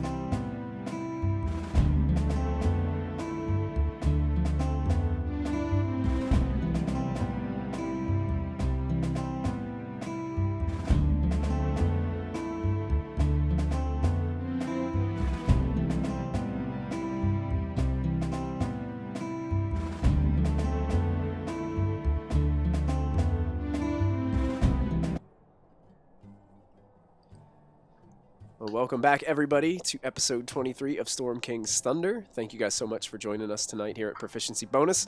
My name is Michael, the Dungeon Master tonight, and we've got our wonderful cast here ready to go as we dive back into this adventure. They had just gotten up from another night's journey headed from Bryn Shander to the town of Hundelstone, and they've just woken up and have gotten themselves settled. So is there anything else that you guys would in particular be wanting to do as you wake up in the morning? To get Perception ready? checks. Perception checks as Callista continues to have her head on a swivel. I want to chat with Lachlan. Okay. Hey. I'll just walk up to Lachlan and I'll say, "So, Lachlan the Legendary?" Oh yeah, that. Yeah, so I mean, I love to give the benefit of the doubt, but like several beholders, several? Oh, I was talking to our buddy Sarvin, and he was saying a lot of really exciting things, and I got excited too, and things just kind of spiraled out of control. I know, but I mean, you don't have to lie. We all, whether you thought beholders or not, who here has? And you think that guy has, Sarvin? I doubt he's been past this forest. But he said he plucked one's eye out. I'm beginning to learn that people say a lot of things. Huh. Never thought of that. Okay. Just... Lachlan, no, you don't have to lie to us. Or, not to us, but to When have I people. ever lied to you? Okay. Was that a lie? Depends on how intelligent Lachlan is. You're a part of this little traveling band and stuff. We accept you for whoever you are. Just... Diana, that means... Diana accepts you for whoever you are. You don't have to... You don't have hug to her. change. Lachlan hugs Diana. I guess Oh, it would be like my head is like somewhere around like. Yeah. Yeah, you either gotta go on your tiptoes or back up. Diana pats his shoulder and pushes him away because, like, okay, that's her best friend's man's. Okay, she knows better. Okay. Ashton's kind of giving them the sideways look, like, what's going on there? Yeah. Ashlyn, a little bit uncomfortable seeing the hug Lachlan just laid on Diana. And if I might say, Ashlyn, little girl over there, pretty cute, no lie. Known her a long time. She's a great girl. Just saying. But if you hurt her, I will kill you. Hurt? What?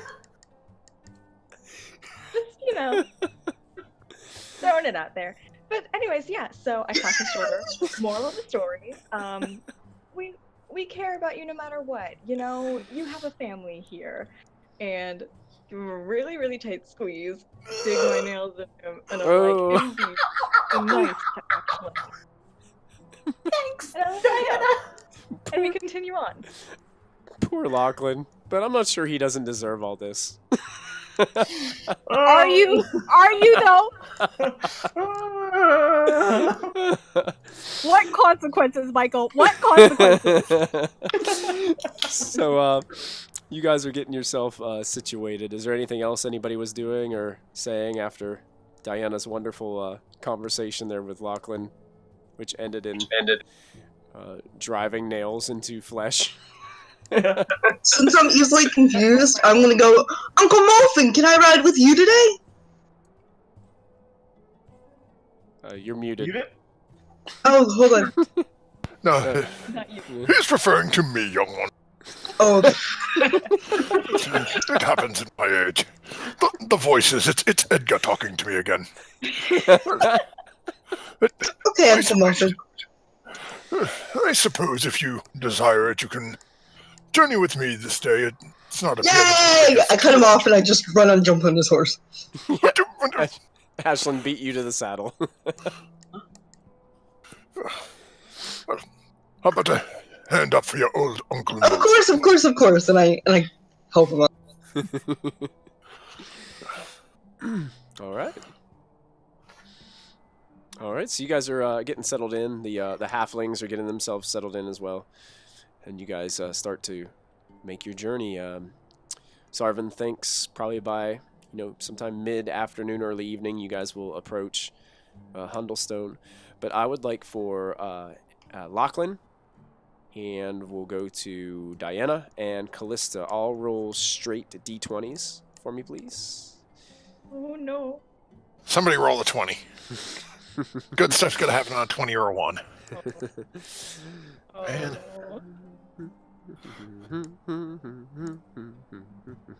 What do these rolls do? Okay.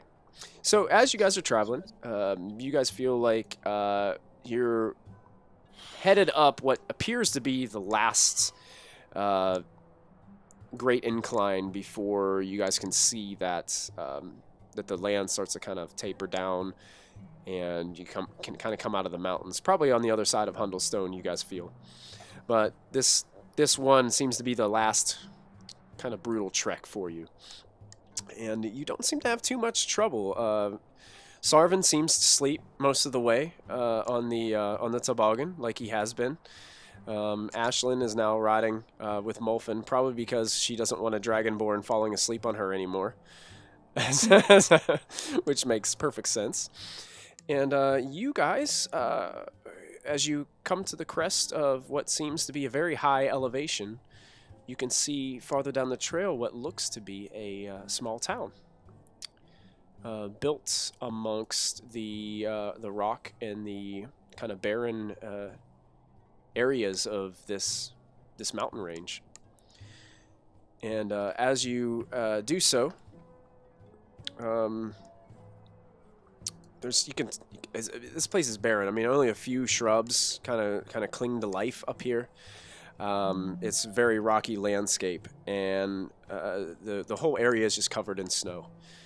And you guys can tell that this place is pretty rough and tumble, small town. You can see that there are several buildings that look very short, and their roofs look extremely pitched, so that way you guys can determine that when the snow falls, it easily falls off the roof without having the snow sit there and just get massive weight and break in on people. And it's you guys can see many little areas where smoke is just kind of reaching out to the sky from various stone chimneys and things of that nature. And as you're getting closer, you hear Sarvin back. Oh, there it is. We're approaching Hundelstone. And he kind of just looks, puts his hand over his head, kind of like this, looking towards Hundelstone from on the back of the toboggan. What would you guys like to do? You guys are getting closer to town. Ashlyn is going to spur the horse and go wee with Uncle Molfin on it and go to town. Okay. Callista and Molfin's horses, I think, were tethered to the toboggan. Was that right? Okay. Yeah. So as this happens, Molfin's horse goes taking off while Callista's is kind of staying at its even pace, pulling the one rope drastically. And as Sarvin's kind of kneeling up, you can go ahead and make an animal handling check, Callista, as you are attempting to. Are you trying to speed? What are you trying to do with this? Keep pace, so if they don't have a wipeout. Trying to keep up the pace. Okay, go ahead and make an animal handling check. Okay. God, yeah, it's hard at first to get that horse to kind of get moving. It slips on the ice on the road a little bit, but you're able to keep it going. Ashlyn and Molfin are a little bit ahead of you, and it's kind of an awkward trek for the toboggan to be it's kind of like sideways moving across. Drifting. It's like, yeah, kind of doing the drift technique behind the horses, like sliding back and forth. You can hear Sarvin going, oh my goodness,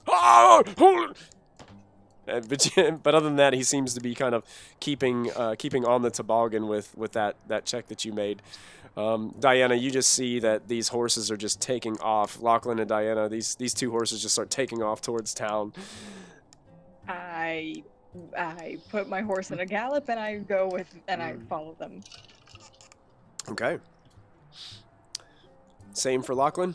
Same. Yeah, they kind of all speeding up.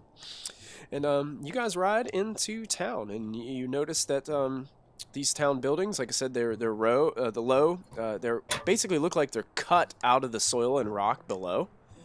That they're on very steep pitched roofs, and there's a blanket of snow that is just pretty much over everything here. You can see that there are many people kind of walking around in between the buildings and establishments. A lot of them appear to be dwarves and rock gnomes as you start heading into town. Great. One in particular, kind of as you guys are galloping into town, one particularly catches your eye because he basically walks right in front of your galloping horses, and he's holding a contraption in his hands, and it's made out of wood, but at the bottom of it, it looks like it has several spades of a shovel attached to some kind of wheel. And it's spinning on this interesting, like, pulley contraption that he's turning in his hands. And it's basically a snow plow. It's scooping the snow and spitting it off to the side of a walkway that he's kind of like moving it back and forth. And there's just like this powder of snow that keeps fluttering off to the side as he's moving this thing back and forth like a push lawnmower into the snow. Gimbal would love that. Were you saying? I'll pull my horse. Were you saying that out loud, Lachlan? Yeah, I mutter that out loud. Okay, how loud? Definitely loud enough for the party to hear. I don't know, if anybody else nearby, depending on how spread out we are. Okay. You hear this guy call out like, "Whoa, what's easy? What are you going in such a hurry?" Here. To town! We're just excited. Yeah. Oh, you're headed to Hundelstone, eh? Yes, eh? Hey. Well, welcome. Just busy cleaning a path to my home. Would you like some help? Absolutely. Would you like to come in for a cup of tea? Of course I would. Oh no. All right, so you're kind of dismounting from the horse and getting yourself comfortable. Yes, I'll do a little insighty, just, Okay, sure. Go ahead. Because she's getting more and more wary of people. Oh, and it's a 12. He seems to be on the up and up. Seems to be trustworthy. All right. She'll hop off her horse and go help him. Okay. What else are the rest of you doing as this? I'll go help too. Okay. I'm Ashley? trying to find a place to like park the horses, basically. Okay. Yeah, there seems to I'm be with Melissa. there seems to be some like crude fences kind of around that you can probably tie off the horses Tie to. them up. Yeah. Yeah. So you can see some of those happening. There's a lot of things like carved into stone here. It seems like most of the structures and things have been actually carved out of the actual stone of the mountainside. So they've used the natural features of the mountain to build this village, is what you guys are noticing. And it's like, hi, you'll have to excuse the mess. It's just a little crazy right now. Oh, no, it's fine, it's fine. You've a lovely home. No, all of you, especially you guys. He kind of skips over the gnomes, and he points to all the tall folk, and he's like, "You best be careful now. You might have to stoop down kind of low, lest you be blown right off the mountainside." And he kind of has himself. Is that a thing? You guys, with your passive insights, you guys can almost feel like it's a joke. Like he's trying to. He's trying You're to. so silly. Oh, Ashley. We don't have many tall folk around here in Hundelstone. A few of us, mostly sell swords and, adventurer types. Oh well, that's us. Would you just watch this? And he kind of moves the snowplow kind of off to the side. Make sure you walk on this part that's nice and clear of the snow. And he starts walking down a couple of stone steps towards the front of his establishment. I will walk with him. All right. Me I'm too. hanging back with them. Lachlan, what was that? I'm hanging back with the horses. Okay. Molfin? Yeah, that's where I'm at the moment. Molfin's just going to start walking off, days trying to find. You cut out on me. Right after trying to walk and. Molfin's just sort of going to walk off, almost absent-mindedly, not really say anything to anyone. Looking for either a magic shop or a library. Okay. Cool. You guys are invited in, and you really do have to stoop down. The door is only about, it's a wooden door, but it's only about maybe 4 foot high max. Oh. So you kind of got to stoop down as you're walking in to this this home. I hit my head. Yeah, you hit your head. Ashlyn just Oh, that would make it hurt. bumps her head as she walks in the door. Oh, that happens all the time. Oh. So is it just Diana and Ashlyn, or Callista, did you walk into? No, You're sticking I around was outside. I was tying up the horses, and then I was gonna go look around for a market. Okay. But I wanted to keep note of where I last saw Diana and Ashlyn go into. Okay. Fantastic. Sounds good. So Diana What was and that, Ashlyn. Diana? I was just gonna say, you look up and we're just gone. Off to go do something. Like kids at a candy store. Yep.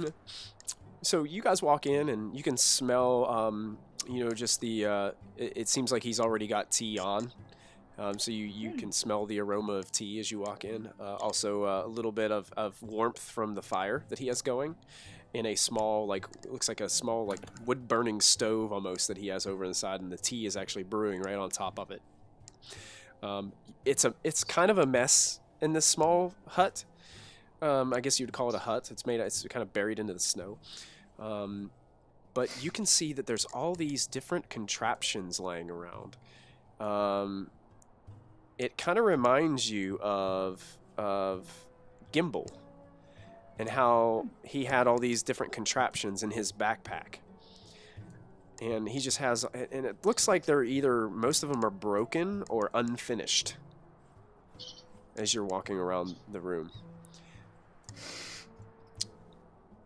Ashlyn just pokes at various ones and goes, "Oh, this is neat. This is neat. This is neat." Okay, be careful of that one.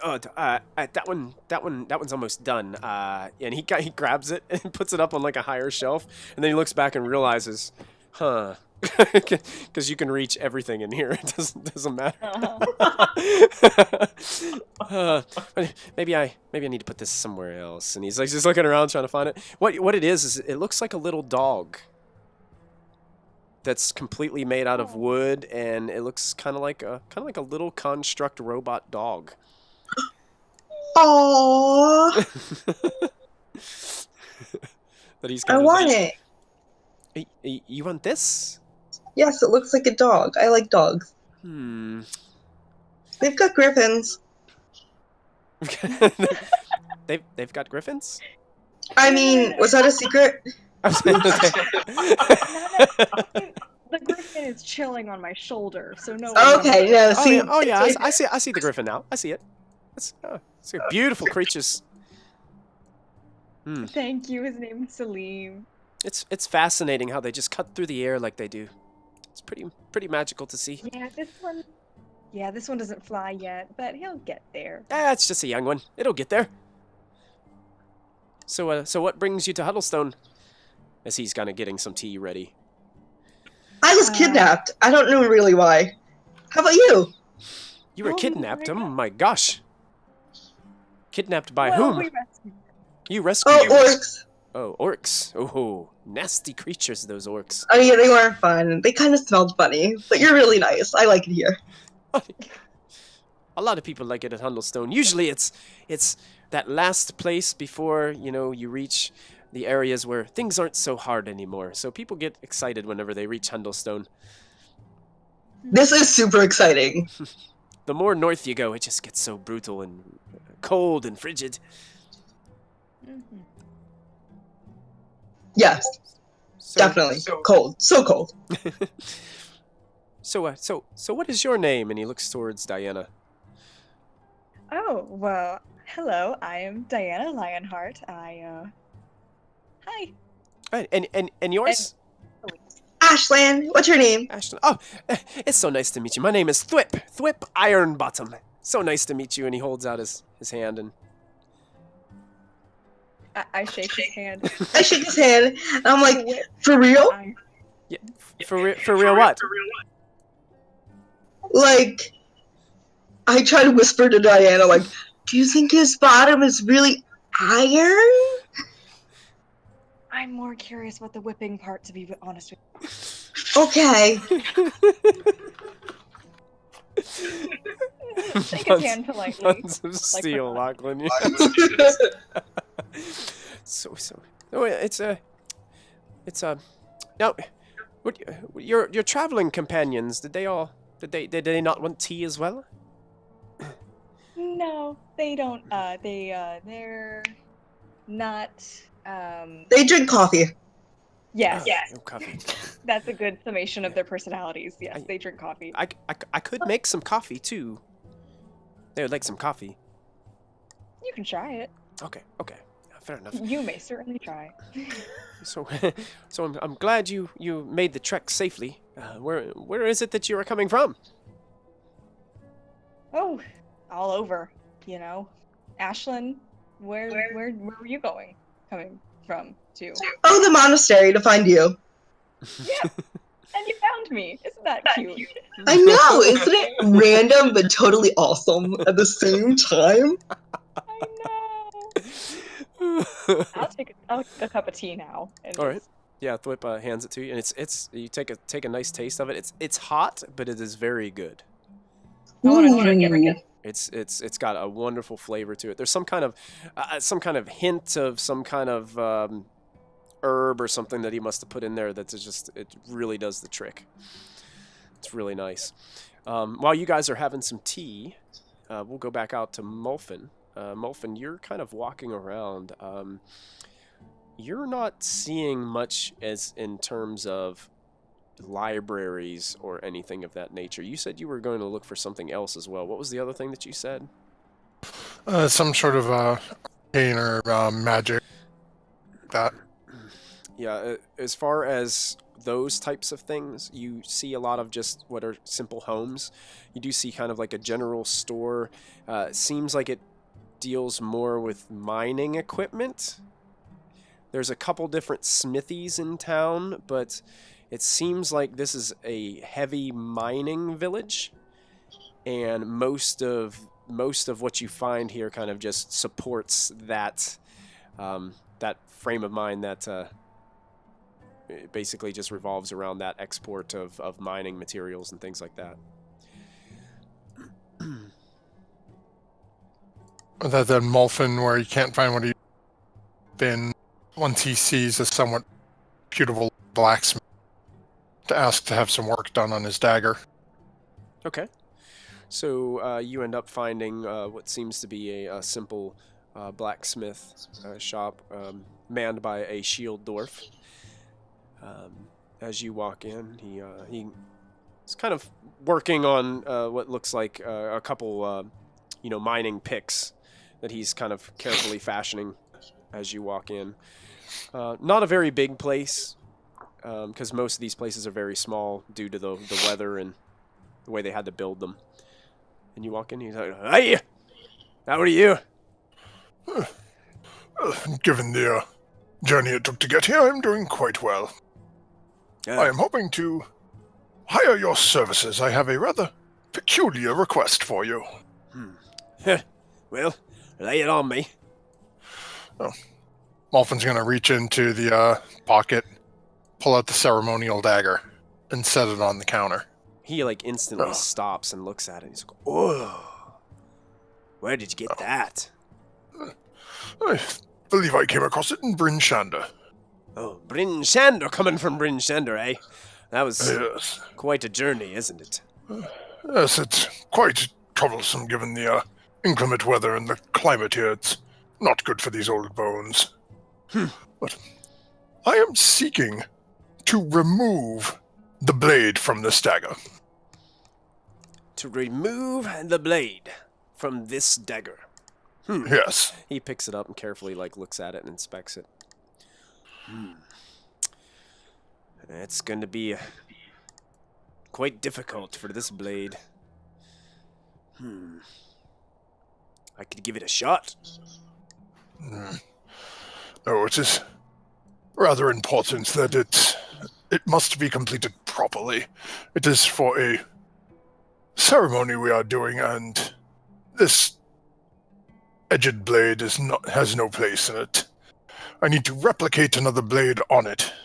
But in order to put the other blade there, I need this one removed first. What if I attempted to reshape the blade that's already on it? Would that be easier than removing it? Aye, much easier, but I don't normally work in blades of this nature. Mostly I work on the things that you see hanging around the room here, and it's all a bunch of spade shovels and mining picks and all kinds of things like that. Little grappling hooks and things that you would hammer in to climb mountain the pitons, is that what they're called? Things like that he's made, hooks and different random things like that. Well, I seem to have left my purse strings in my other cloak, but I have 4 gold on me. Would 4 gold be enough for you to make this shot? Yeah, I could give it a shot. Okay. If you manage to do it, I shall toss in another 49 silver and 20 copper. Literally everything I have in my coin purse. He's like, well, I will do the best I can. It might take me a little while.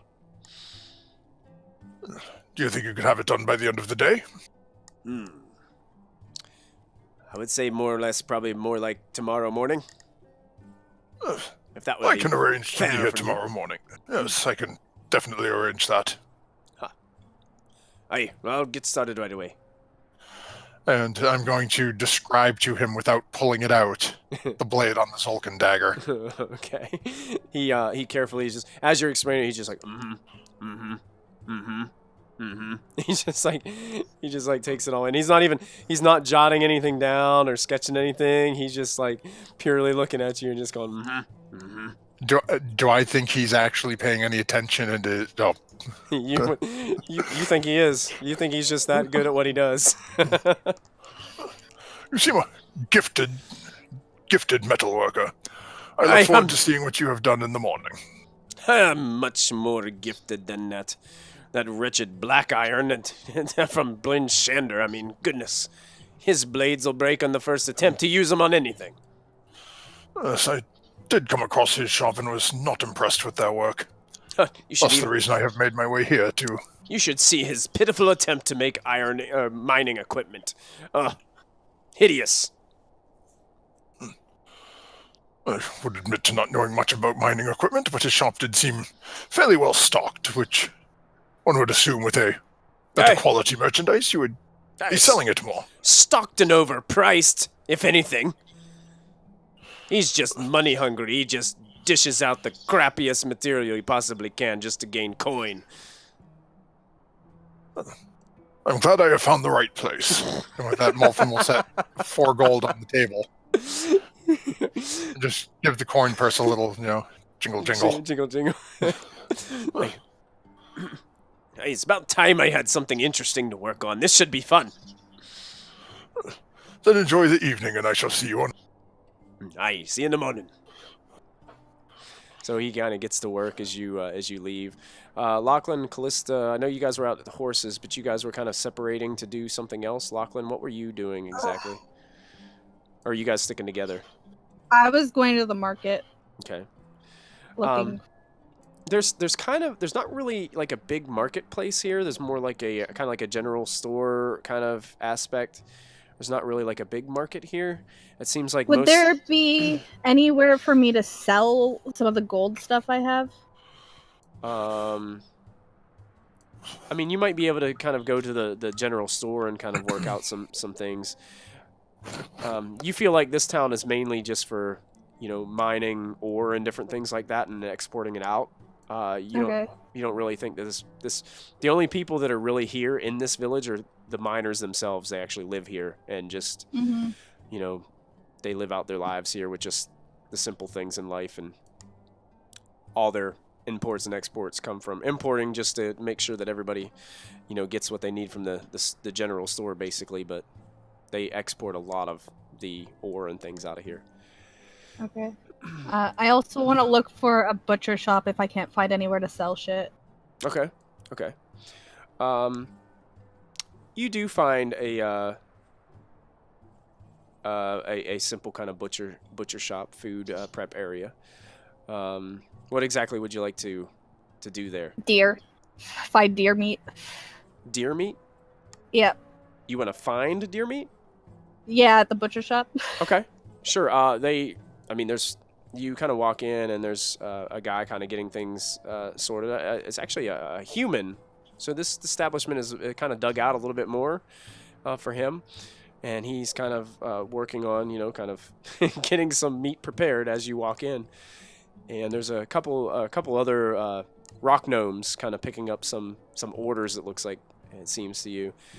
And you can tell that there's definitely some meat here. Mostly what you see is like elk.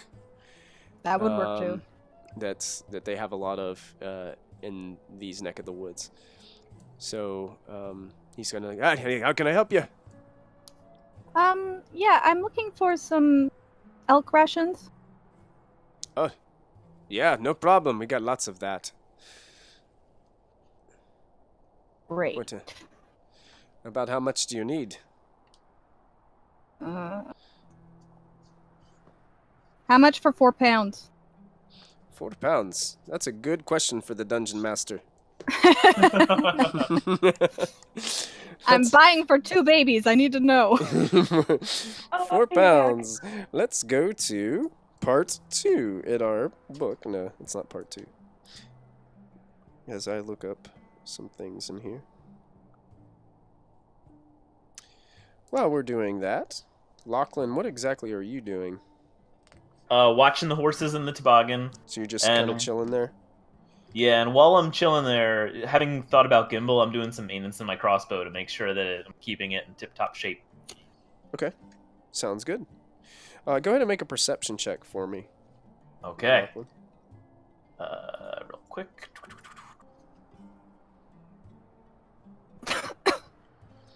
Oh, 18.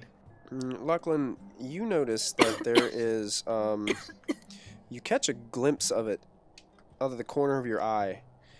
And as you look up towards the sky, you can catch just the tail end of it as it's flying away from you.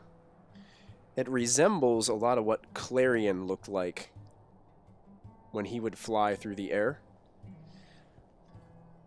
But it looks like it's not shining silver. It looks more like it looks white. But it's flying away from you, more towards the north. Clarion up there? I want to see if I can actually look through my scope and kind of like get a sight on him. Oh yeah, sure. Yeah, you look through the scope. You can see it's definitely a dragon. You're not sure of the size based on how far away, but it does not look like a baby dragon or anything of that sort. And it's interesting. It looks like there is something riding on its back, but you can't really see that far away. It almost seems like there's something riding on its back.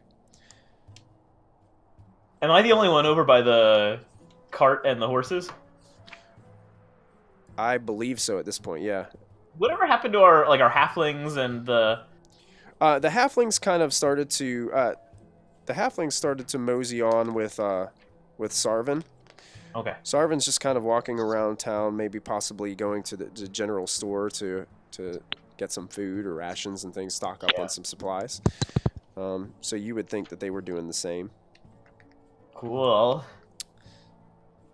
Kind of dwell on the fact that I just saw someone riding a dragon, and kind of note the color of it so I can ask my smarter friends about that when I see them. Okay, sounds good. Now you said you wanted 4 pounds. Yeah.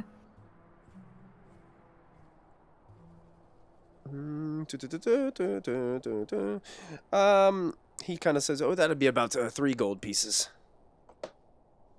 Okay. I'll pay for it. He's like, "Oh, well, here you go," and he hands you this 4 pounds of elk meat that he has kind of cut and prepared for you. It's kind of wrapped in some kind of like almost like parchment paper that he has to kind of keep it fresh. Okay. And from dumping leaky blood all through your backpack as you stock it. Yeah. I will go back to the horses and kind of wait for everybody. Okay. All right. And Thwip is kind of hanging out with Diana and Ashlyn, and so the did you have an older halfling or gnome with you as you guys approached town? Yes. Oh, you, I had an older- I thought I saw one. I kind of would like to meet him if it's possible. The halfling or the gnome? You had a halfling and a gnome? We got one of each. The weird one, right? Like the one with the long beard and the cane, and he kind of, Let me if you'll excuse me a moment. Just excuse me. I need to check something really quick. And he starts to walk back, and there's a little like hatch on the floor, like this wooden door that he opens up, and he goes to like, he tries to be sneaky about it, and I prepare a spell. he's grabbing something off the bench. You prepare a spell? Okay. Yes. All right. What are you preparing? Just no one.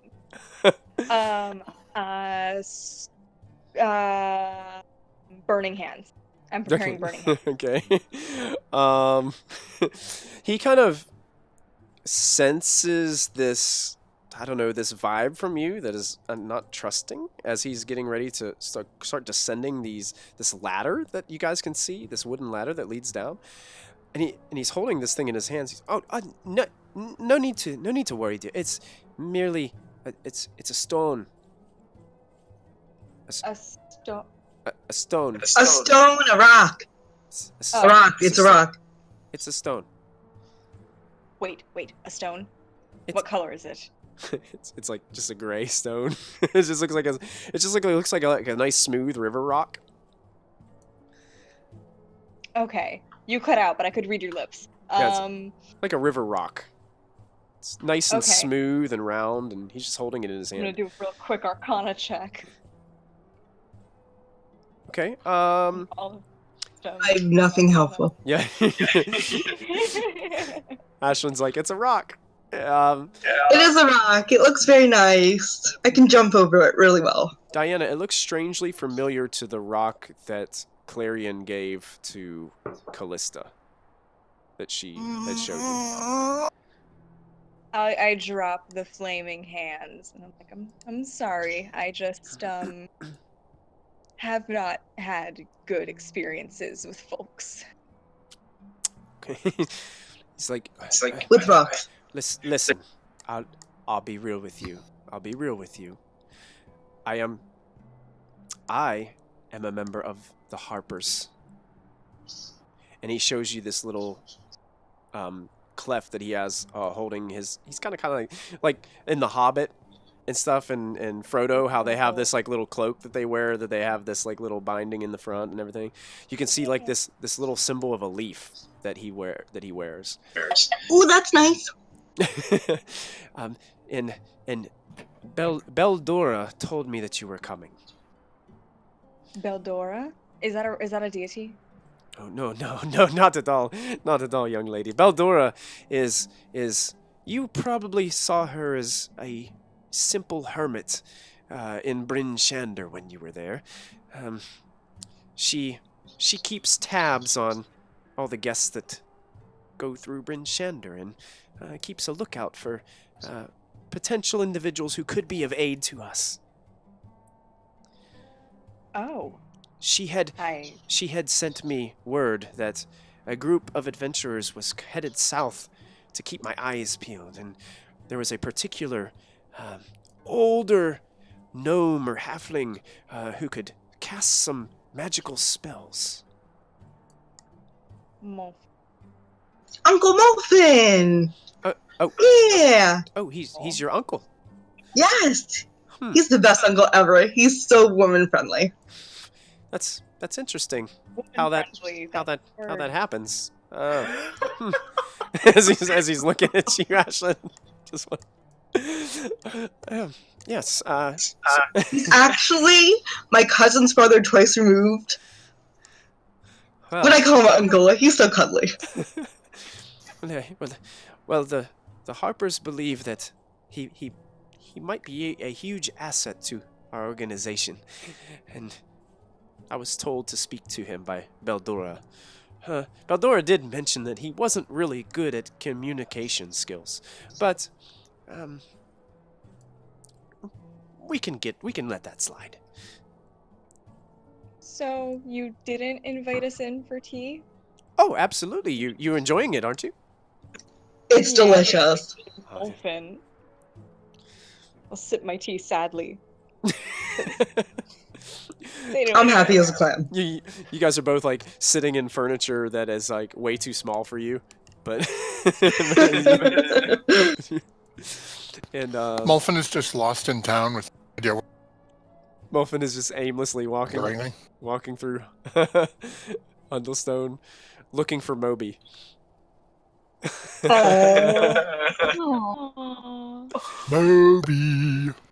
Moby. So at this point, it's really up to you guys what you guys would like to do at this point. Well, I'll go find Uncle Molfin for you if you need to find him. And I'll storm out the door and hit my head and go forth into town. Someone should really go with her. I'll go with her. You hang tight. You sure you can stay? I mean, it's comfortable by the fire. Yeah, no, but she, I'm gonna go with her, and I'll run off and go help her. Okay. Sure. So you guys are headed off. Go ahead and both of you make survival. Actually, one of you make a survival check with advantage since you're both together. Callista, Callista and Lachlan, you both see them come out of the hut, and it looks like they are on a mission. How is the tea? The tea was absolutely delicious. You should go in and meet the guy. He was so nice. And the tea was delicious. Did I say that? Yes. Wait. Watch your head. You might hit it on the way in. Not usually a problem. Oh yeah, because you're short. Diana, what's wrong? Broken. He was, he said that he was a member of this organization called the Harpers, and... Is that like a musician band? You know what? Possibly. Maybe. Music on his walls. Any musical things. He said that they were looking for Molfin. And because one of their spies saw him and thought he looked interesting in... Spies? Shander? Yeah. Well, I interpret it as being a spy, but... Yeah. Data collection. That's being a spy, right? So, yeah, they're looking for Molfin, and now I'm wondering if we should stay in this town. Spies are looking for Grams? I don't think they're spies. They're really nice, and they had wonderful tea. They do make very good tea. That is a very good point for them. Go find Molfin for now. Make sure he's okay.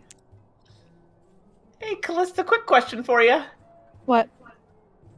Are white dragons good or bad?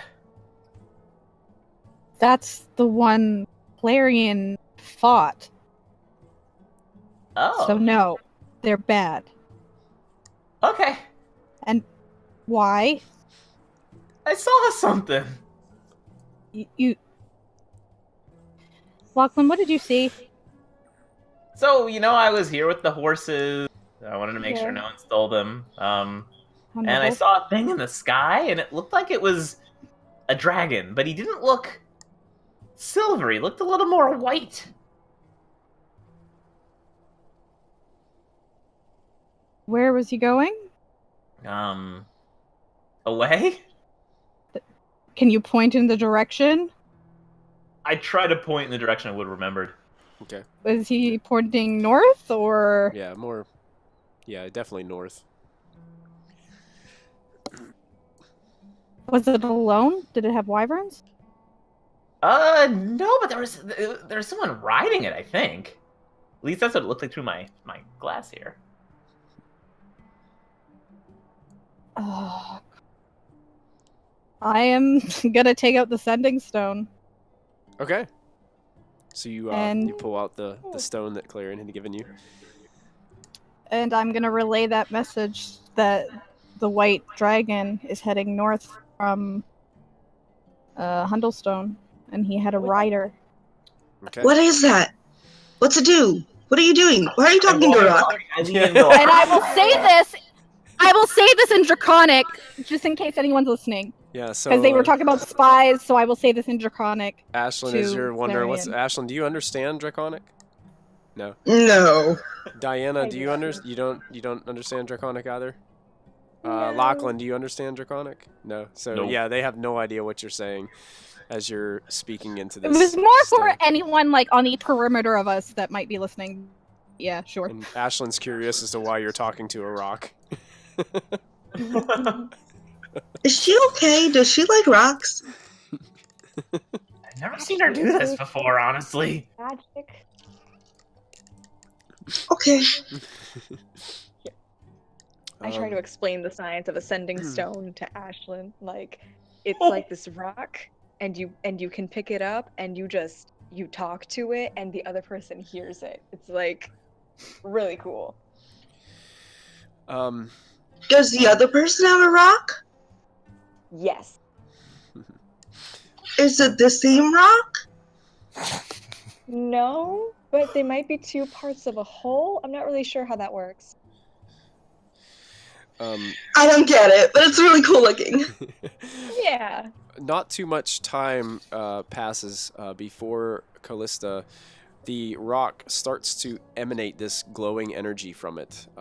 This blue energy starts to glow from the rock, and you start to hear an audible voice in Draconic speak back to you. And it sounds like Clarion's voice. But basically what it says is it's most likely Arviaturus, which is a ancient white dragon that claims this area as part of its territory.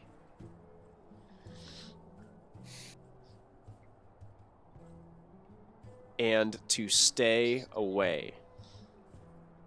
And that's about all you get from the length of that message. How do you spell that? It's hard enough to say as it is to spell. So here we go. You ready? It's Yeah. ARVIATURACE.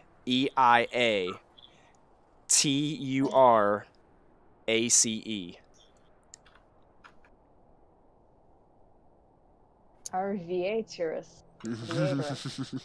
Taurus. Aries, Taurus.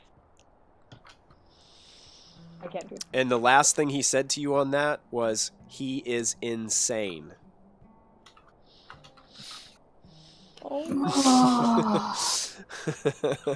Does the rock do that often? Like glow blue and like talk to you?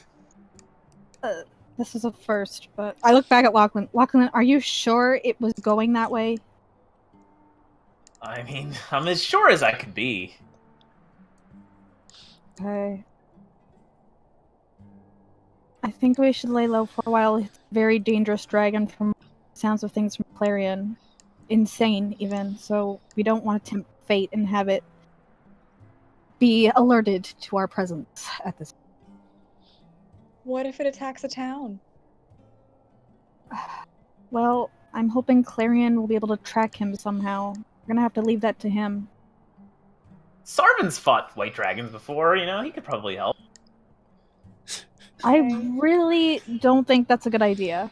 At this point, Yeah. you see Sarvin and the halflings walking back. The halflings got a couple bags of materials that they're carrying. Sarvin's got like what looks like when someone comes home from the grocery store, he's got like these bags of stuff that he's carrying back, and he's like chewing on something and all kinds of stuff. He's just Like a baguette sticking out there? yeah. It's like he's got everything. He's going. I heard my name. Hey there. Hey! We were just talking about you. No, let's find a tavern. Callista cuts everybody off and is like, let's find a tavern or a place to stay for the moment. You guys go find Molfin, and we'll try and find a tavern. Okay. All right. Should we get the horses tied up somewhere? Is this safe here? We can bring them with us while we're looking. Tie them up out front.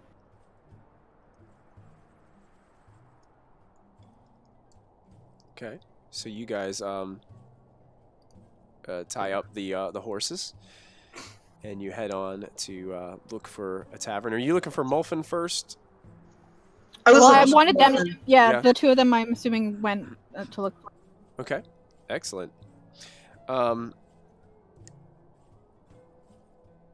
You guys find Molfin easily as Ashlyn and Diana work together. Brings back old memories of your adventures as children. As you see, Molfin, when you catch up to Molfin, he's kind of like, he looks a little depressed. And he's just kind of like walking around, lonely, all bundled up, just like you see him on his video right now. Apologize to our fair viewers for that, by the way. I went to break, took my temperature, and I am running 100. Oh no! Oh no! You got it! You got it! You caught it too, man. That's not good. That's lovely. Feel better, man. Blankets. Got to finish up the Because you're a session. and go get- Patriots fan.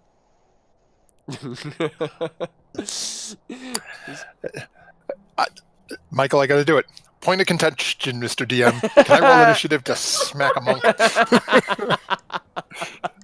I want to beat her as bad as Brady is going to beat you. Oh, here we go. Here we go. All right. So we will have to roll initiative at the end of our session tonight on how Well, who will join us who will, Monday night for Tomb of Annihilation. to Oh find yeah, out- you're my DM. yeah. Oh yeah. Oh no. Yes, Sarah plays in. Stocks and Solana. Yep, R.I.P. Solana. We're all going to see Sarah on social media on Sunday with her Tom Brady jersey, her new Patriots hat. Yeah, no. Oh, funny. So, you guys are able to find Molfin.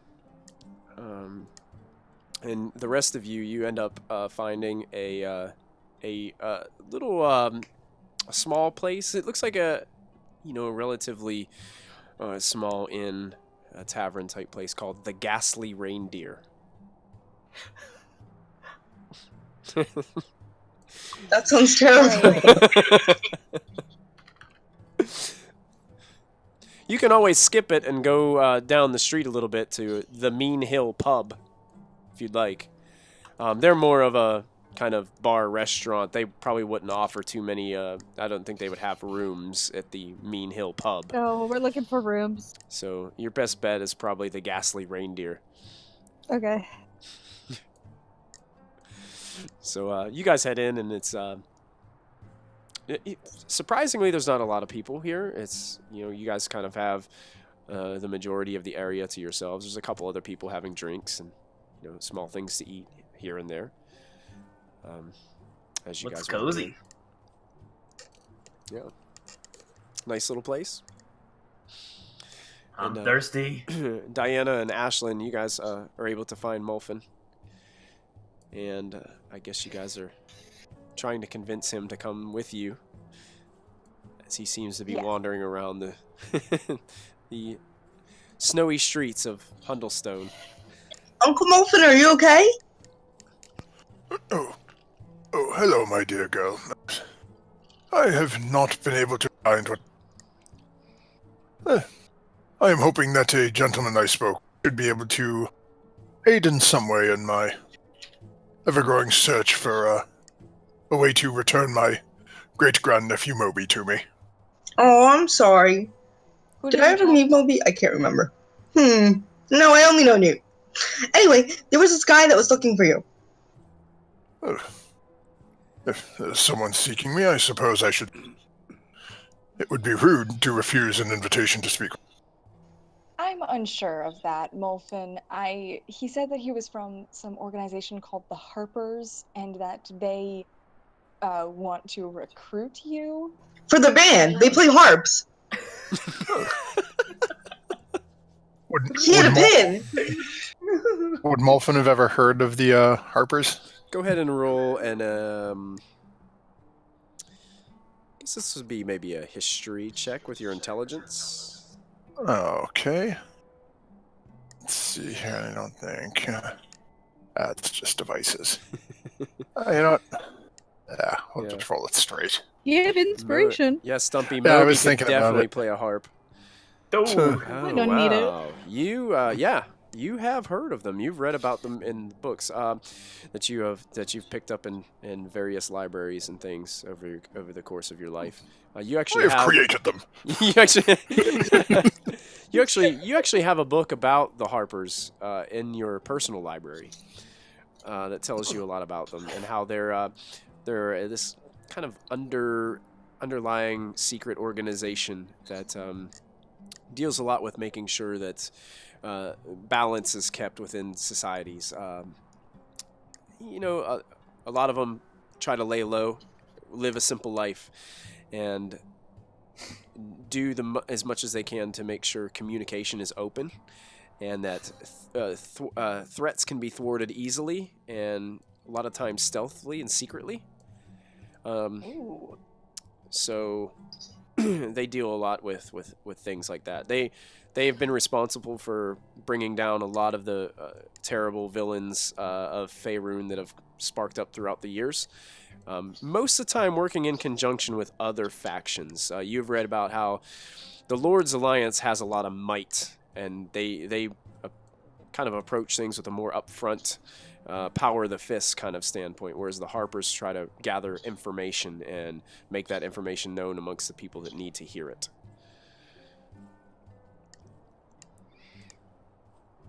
I think you're still muted. There you go. Information is a wonderful tool. Where can I find this gentleman? Would you two care to join me? I'd like to converse with him.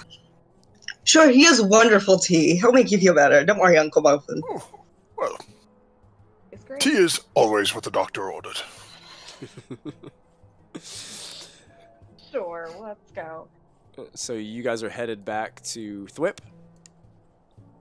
So what? Yes. All right. So you guys are headed back. Molfin will just sort of huddle up beside the two of them and, very sort of limply reach out one arm to sort of put his arm around the, small the back or the lower portion, whatever he could reach on the woman without being... Oh, I love you too, Uncle Molfin. Are you trying to do this like being sneaky about it, or are you just doing it like just... a little bit, just sort of walk up between them and then just sort of... Nice. Y'all know that gif? What you doing, Diana? Y'all know that gif of Melania when Trump goes to hold her hand and she's like... That's me. That's you. So Molfin, you're Knock like, her hand out. you go to get your arms around, and Ashlyn's okay with it, but you get swatted away from Diana.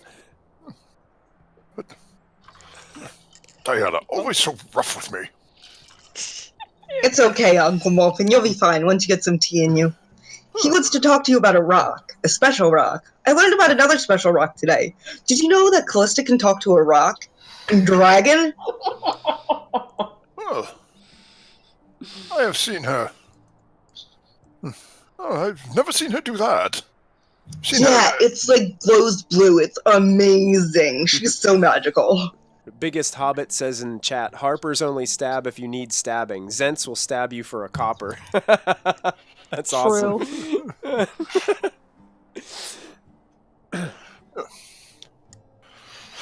Let us lead on, young lady, and let us go meet your friend with the healing tea. Yes, I take him to Kettle Bottom. Iron Bottom? Yeah, Kettle- him. His name is Kettlebottom. Okay. So yeah, you guys make your way and knock on the door, and I hit my head again. quickly he opens the door, and you just start walking in without even saying hello, and smash your head, hit your head again. My dear, you really need to watch that. Stoop down before you walk in. I know, right? Oh, well, it's okay. I understand you are Mr. Kettlebottom, and you were seeking to speak with me. Oh, it's Iron Bottom. Iron, not Kettle Bottom. Iron Bottom. My name is Thwip. It's nice to meet you. You must be Uncle Molfin? Well, I am Molfin Zodnik Avaranter's Widspindle Green East, and I am at your service. Ah, fantastic. So nice to meet you, Mr. Green East. It appears that your recent actions in Bryn Shander have not gone unnoticed. I've received word from Bryn Shander of your great bravery. Well, I'd like to think I do what I can to keep this younger generation in line with us, but I've heard word that a great wizard was on his way through Hundelstone, and that I needed to keep an eye out to see. Come on in. Pardon me for being so rude. Everybody, come on in. Have a seat. I've got a new batch of tea on, and I made a little bit of coffee too. I heard that some of you might be coffee drinkers. I have heard nothing but the most spectacular things about your tea. I would love some, thank you. So he kind of gets the tea ready and starts passing it back out. Ashlyn, do you want some more tea? Yes. Okay, yeah. So he gives you a bigger cup this time, Ashlyn. Nice. Diana, he provides you with a bigger cup as well. He still gives Molfin the little cup as he gets ready to talk to you all. So Molfin, I didn't want to jeopardize my position to lay low, but the young Diana here was being a little, I don't know, she got a little anxious whenever I started to use my stone earlier, so I wanted to calm her down, and I let her know that I work for an organization called the Harpers, and Beldora from Bryn Shander had messaged me saying to be ready for whenever you arrived. You see, we would like to see if you would be interested in offering your services to the Harpers to help us to gather more information of what's going on here in the north. He's not a bard. You're so silly. Well, Ashlyn, bear with us a few moments here. There's many a tricks you know not of your old Uncle Molfin. Okay. And Molfin will look over at this individual. What does this person look like? It's younger rock gnome. And when I say That's right. it's a rock gnome, not super young, adult male, kind of puffy hair, kind of scraggly looking, but seems to have his ducks in a row, other than the fact that he's got all these half-built inventions and stuff lying around that he's got scattered around. Molfin will just sort of look at him and give him a little scrunch for a couple moments, and then in gnomish. Well, would this jeopardize the traveling arrangements I have with the current group I am with, as we are working on a rather trying task to find a way to bring my lost great-grandnephew home? He starts speaking to you in gnomish, and he says, no, it won't jeopardize your current situation at all. It actually works out better that way. We like that people stay and lay low and continue doing what they were doing, and I can tell that you were doing good things from what Beldora has told me. She did say that your communication skills were lacking just a bit, but as a group, you all seem to work together very well to stop threats and Right now, we are currently worried about this giant situation that is just taking over the north. And we need someone who is currently traveling and currently going around in different groups that can be our eyes and be our ears of what's exactly going on around Faerun. Stumpy says, "Don't do it." It's not going to affect anything I'm doing, and it will aid in information gathering to deal with after the events in Bryn Shanda seems to be a rather severe threat. I don't see why I could not aid you in this, and perhaps you and your organization would be able to aid me and my great-grandson Lachlan in our attempts to bring my great-grandnephew Moby back from the Shadowfell. The Shadowfell. Well, Yes, we are seeking a way. He seems to have been taken by a deity. The Raven. We don't use that name here. Is this all in Gnomish? Yeah, Yeah, it's Molfin's going all in. Okay, I turn to Diana, and in Elvish I say, "I like your hair." In Elvish, I respond. I'm like, "Girl, your eyes are so pretty."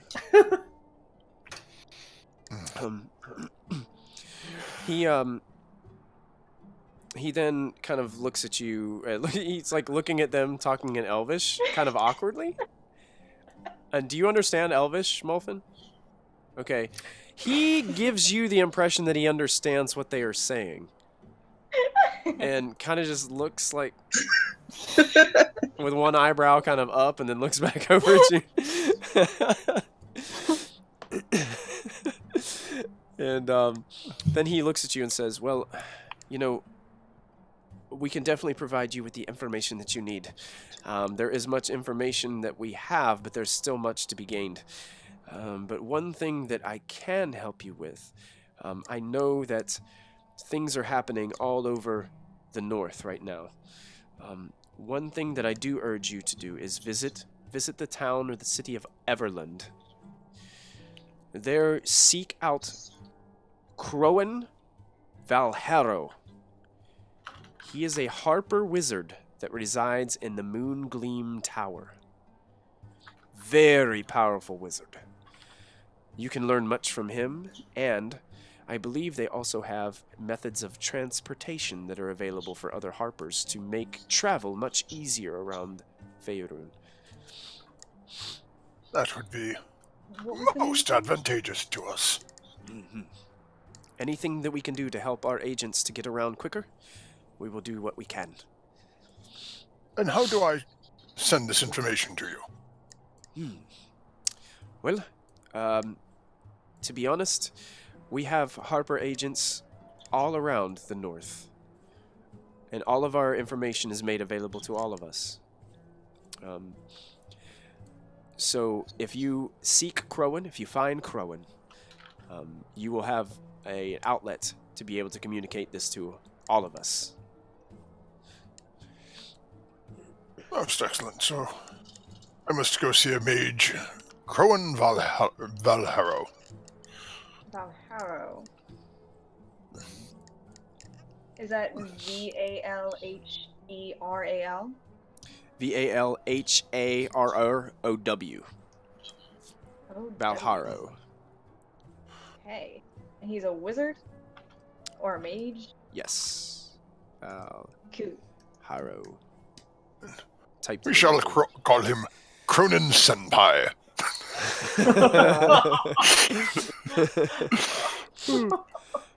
So I've been watching too much anime recently. So I believe, if I'm not mistaken, Molfin, what happens is he goes over to one of his workbenches.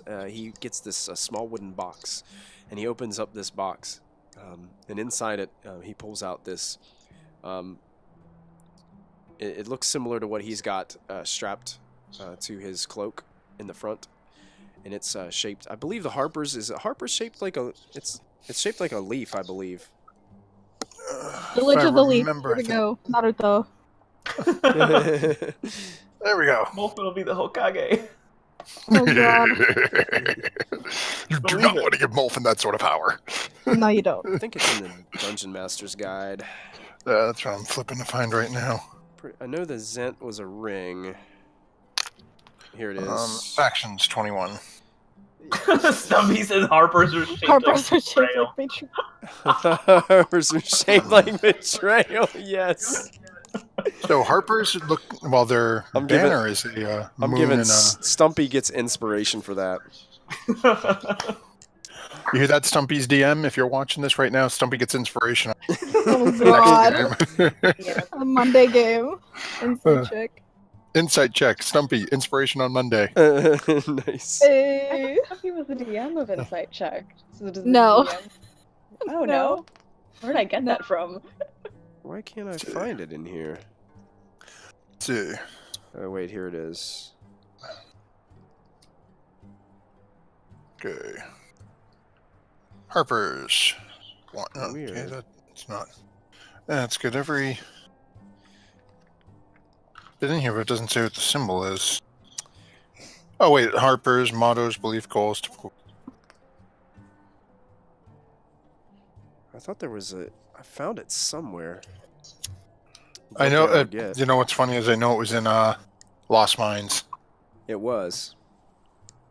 Oh. It was. I have it in a document somewhere. Oh, we'll just say for right now it's a leaf. If we have to change it and retcon it later, we will. Stumpy says he's been hurt by some Harpers before. Oh. Diana's gonna ask them questions. Don't learning from Callista. Yeah, he kind of passes this off to you, and kind of just lets you know this is. You choose to use this when you wish, but just remember it's best to stay low.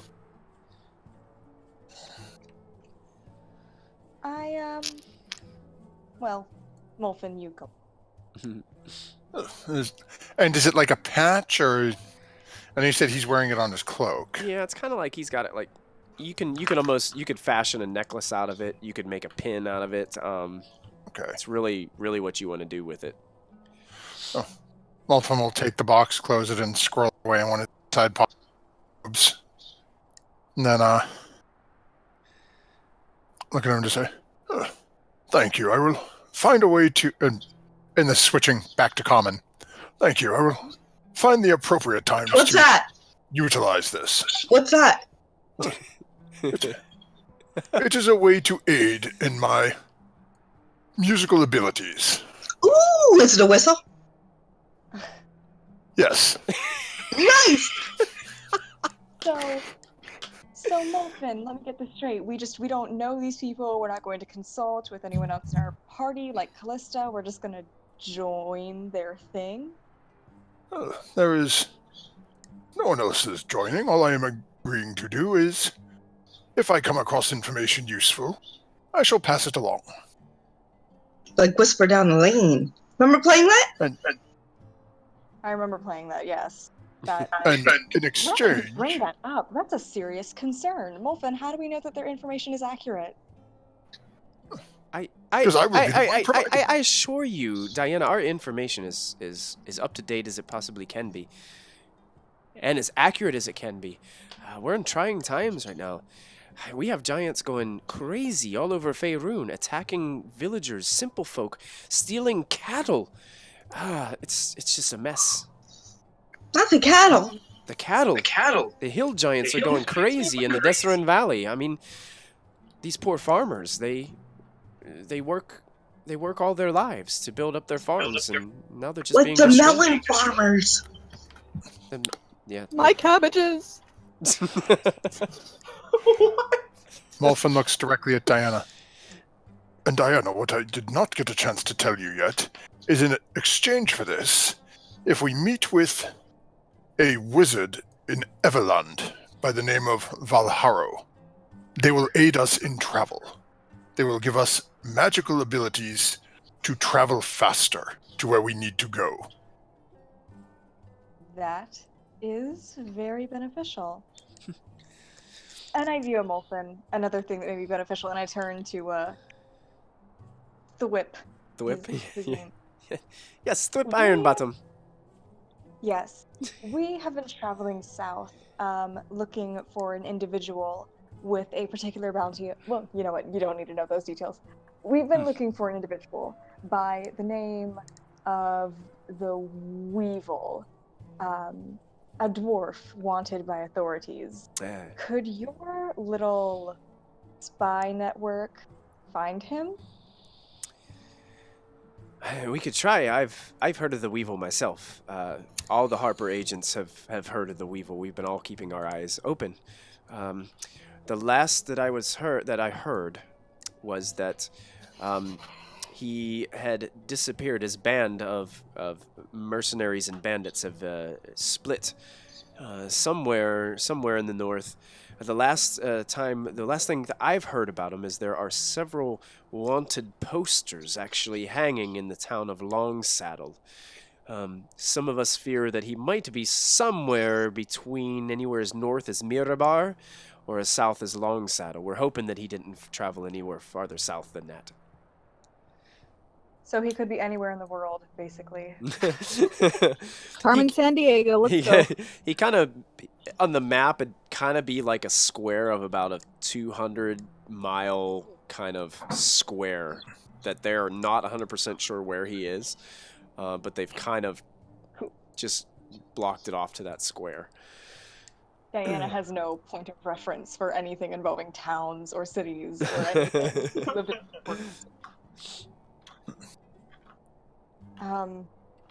Well, thank you. So, just a 200-mile square. All right, nothing. Cool. What? Do you have directions to this? Directions? Well, if you continue traveling south, south of the northern means to the city of Luskin. Luskin.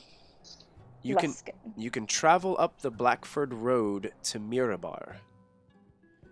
And if you choose there, if the search brings you short of finding the Weevil there, you can take the long road south from Mirabar,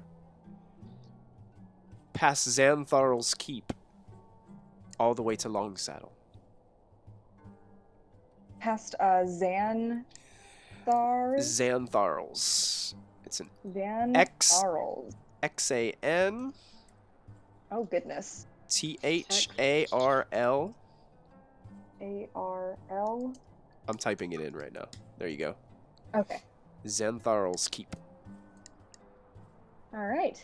Xantharl's Keep, and that's south. It's south of Mirabar. South of Mirabar. And is that it? The only places that we might look for him? The likeliest places? Those are the likely places. We're not really sure. Maybe Okay. our newest agent, and he looks over towards Molfin, could possibly find some more information for us. with your help, of course. With your help, of course. One will never know what people will say in front of the elderly. I insight him. And I trust him blindly. you pretty much you do. You pretty much trust him. Sure. Even when I'm trying to be suspicious of people, she's an idiot. Okay. So Callista and Lachlan, you guys are having yourself some drinks. Cheers. What would you kind of be discussing? Or I was gonna rent 3 rooms for the night. Okay. Sure. Yeah, these are just comfortable rooms. Let's see. In-stay. Comfortable. 8.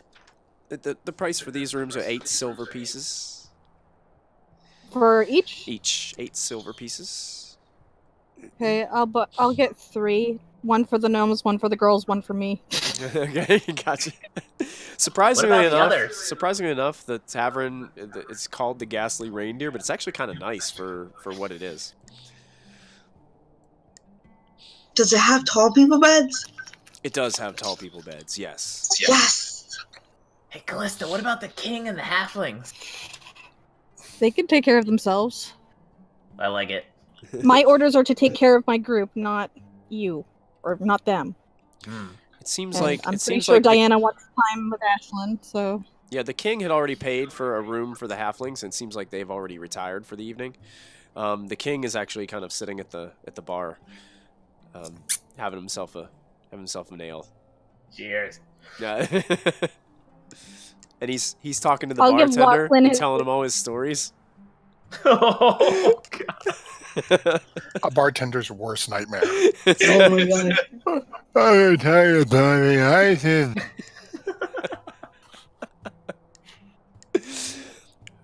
You just hear that familiar story about the highest peak in the spine in the world.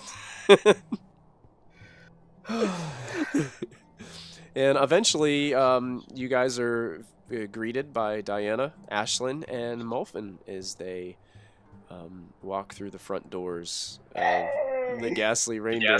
Hey! Molfin has the magic whistle. And we've joined a spy organization. What? You explain, Molfin. And I run up to our room. Oh, Diana, I'll give you the room key and 2 pounds of elk meat for Sleem. Oh, thank you. How much do I owe you?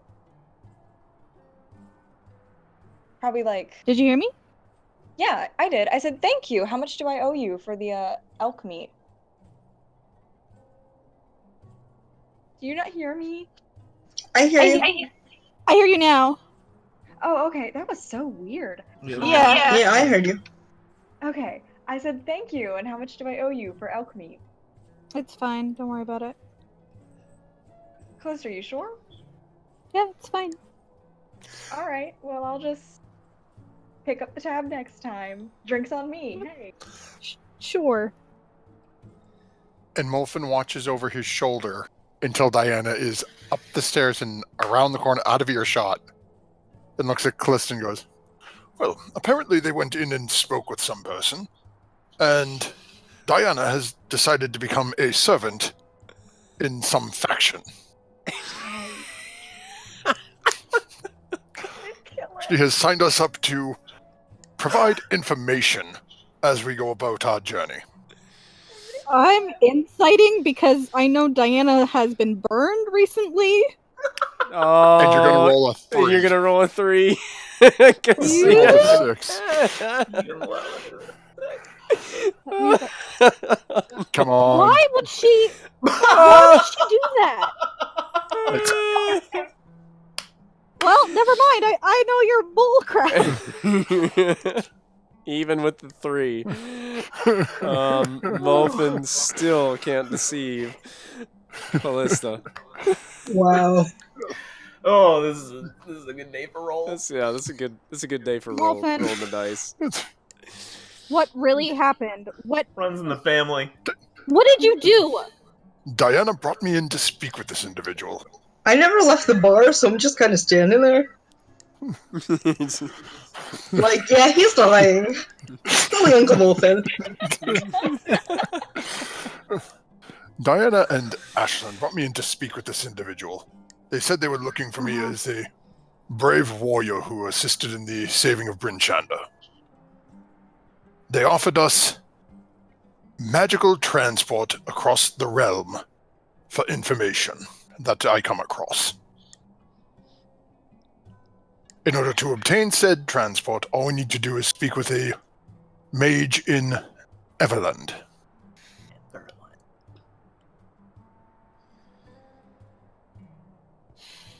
And you said they were spies? No, they are a group of... They are... They're a social network. Thank you, Anne. Yes. They are a group of like-minded individuals who seem to share intelligence among each other. Like the Zentarum. Oh, bad. Okay, Molfin Lachlan will has a turn point. with daggers in his eyes at Lachlan. Molfin. Lachlan actually has a point on this one. We don't know who these people are. We know that Zolkin and whoever the hell he's working for is looking for Do we really want to have another connection where they could possibly find us? Find you? Find the dagger? This is... They can already find me through the dagger. I see no additional risk posed to myself. Do you think they have bounties too? Just think. If we manage to get to Everland and obtain this magical transport, whatever it may be, how much easier will it be to stay a step ahead of those who are seeking us? If we can just go... Or use the Be gone. magic whistle. Yes, or use the magic whistle.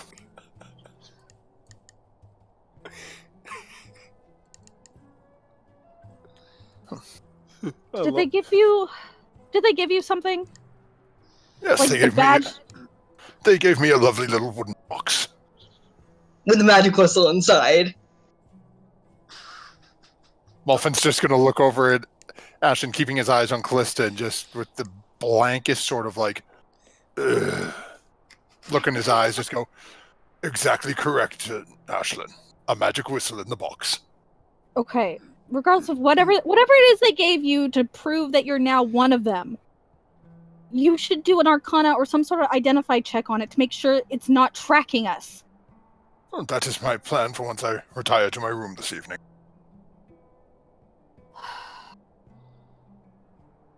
This isn't a good idea, Molfin. It's... No, you may be right, but at the same point, if they are not tracking us, it would be a great boon to us. Given at what your cost? feeding them information that we give them. And We what dictate information exactly are they looking for? whatever we find. We dictate what we give them. They did not ask for anything in specific.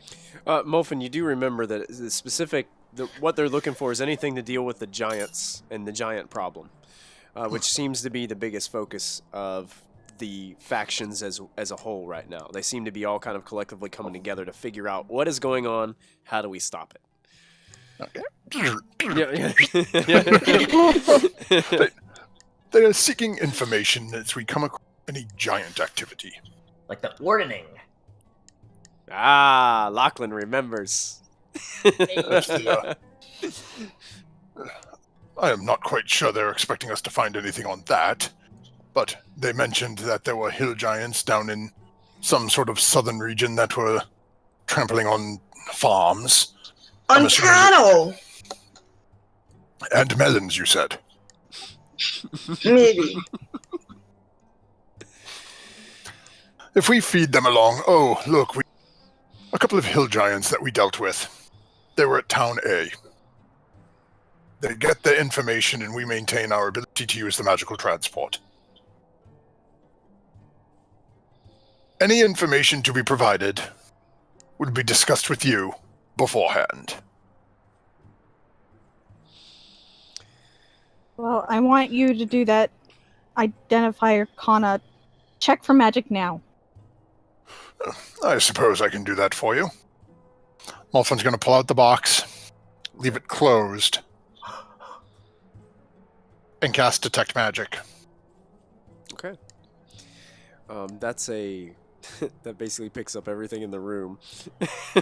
Yeah, it's basically everything there will glow. So basically everybody's magic items are glowing, according to Molfin, but the box does not. Dagger.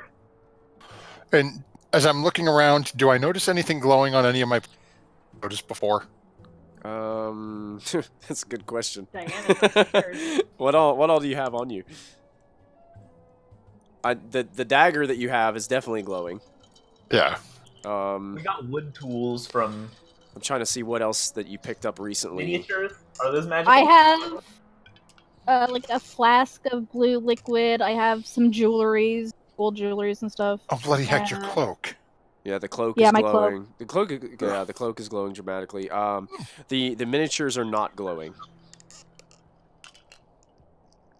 It's nice to know these little wooden figurines that we received from that rather annoying fellow and have no arcane properties. And I'm assuming the box isn't at all either. No, not glowing.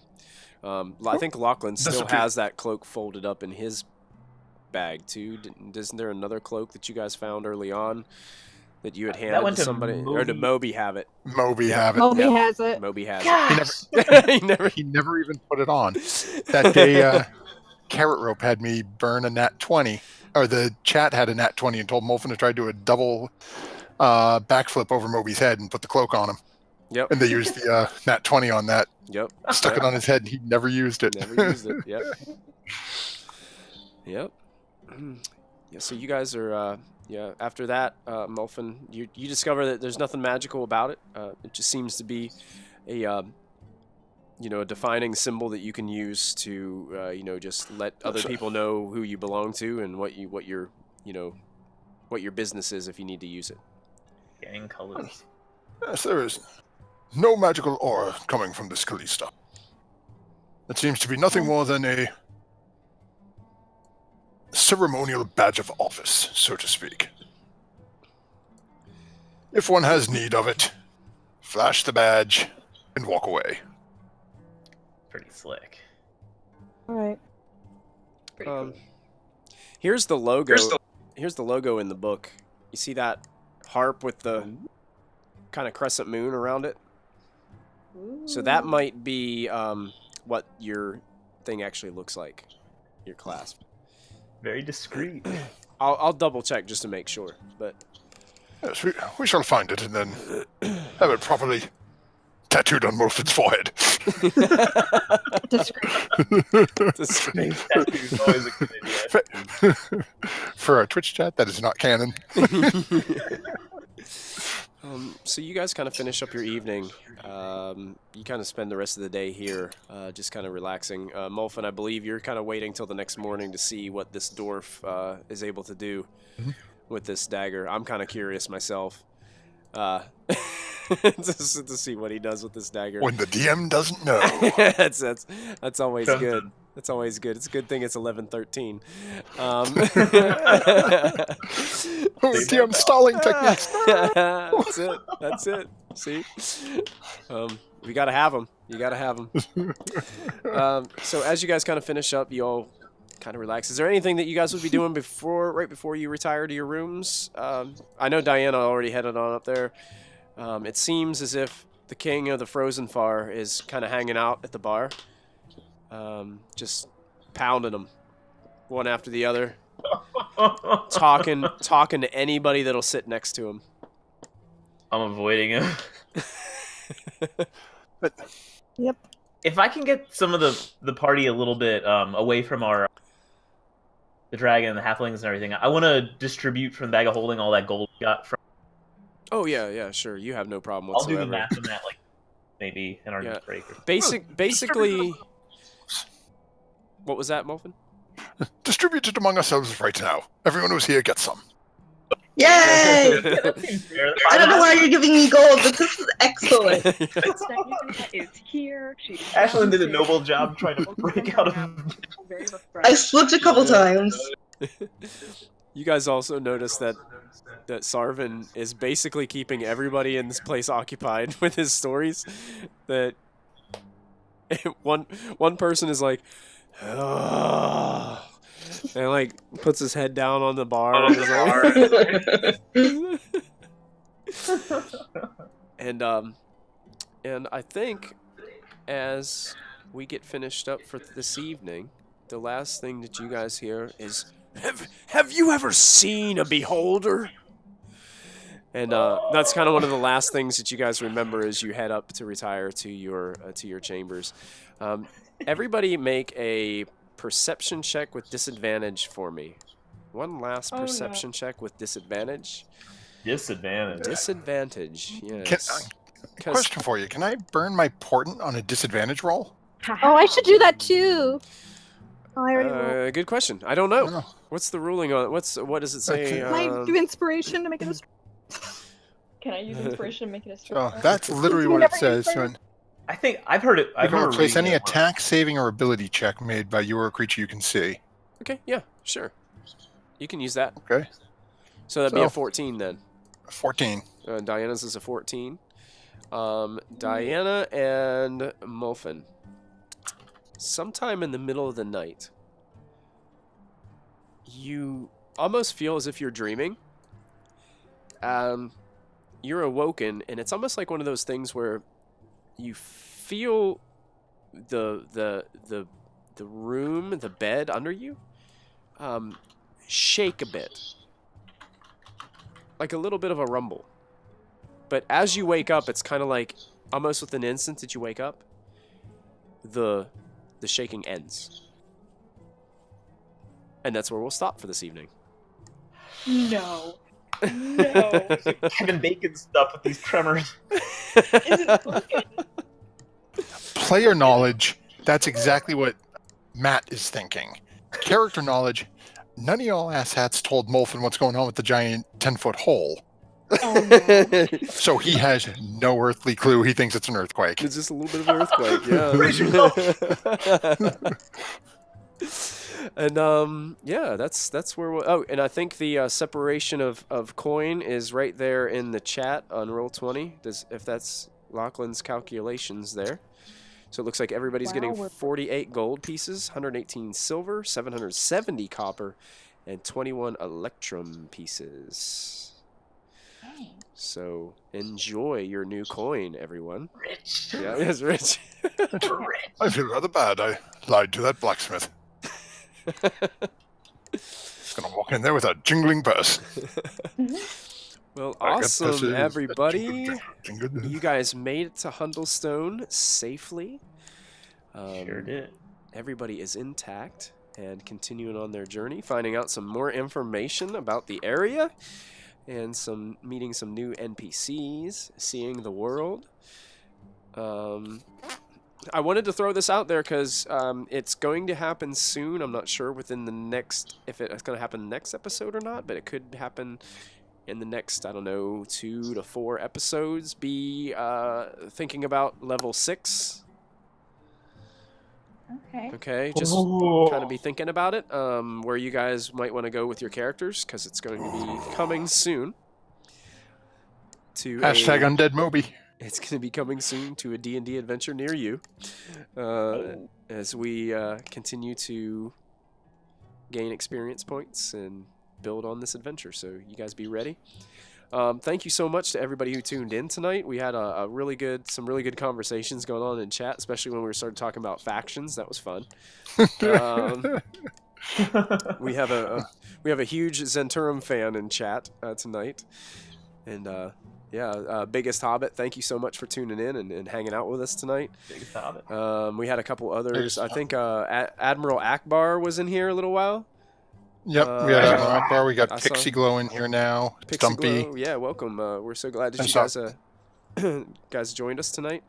Now, our tradition is to give away a free Nat 20 to one of our outstanding role players for the evening. Since there wasn't really a combat situation tonight, it's going to be something that stood out in role play. If any of you want to chime in chat on who you think, out of our wonderful adventures tonight, who you think would deserve a free Nat 20 to expend next session. If not, what we'll do, we'll also go to our players. Players, do any of you can think of anything about tonight's episode that pops out to you for outstanding role play or anything for our characters tonight? Molfin on fire with those burns. Oh, man, he was, wasn't he? We've got it's hard because this is our first session really meeting at true Ashland. Yeah. And it I was just- good. Yeah, it's one of those where it's like so much just little. I don't want to say the ditzy things because that almost sounds like it's demeaning, but it's like the sort of innocent attitude and the just pure. I don't know the right way to phrase it. Bumping her head twice. Yeah. She Three bumped her head times. in, out, It in, was out. like three times. Yeah, it was 3 Oh. times. It was awesome. Yeah, that was great. I love that element too. Yeah, Ashlyn is an amazing character, and just everything about her is hilarious. I love it. No. Then again, we've got Christy too, who seems to be immune to deceit. Yeah. I gave her a freaking Oh. 3. You gave Oh, her a 3. 3. Yeah, that But was I was crazy. gonna burn my 14. I said, no, it's a 3. I can beat that.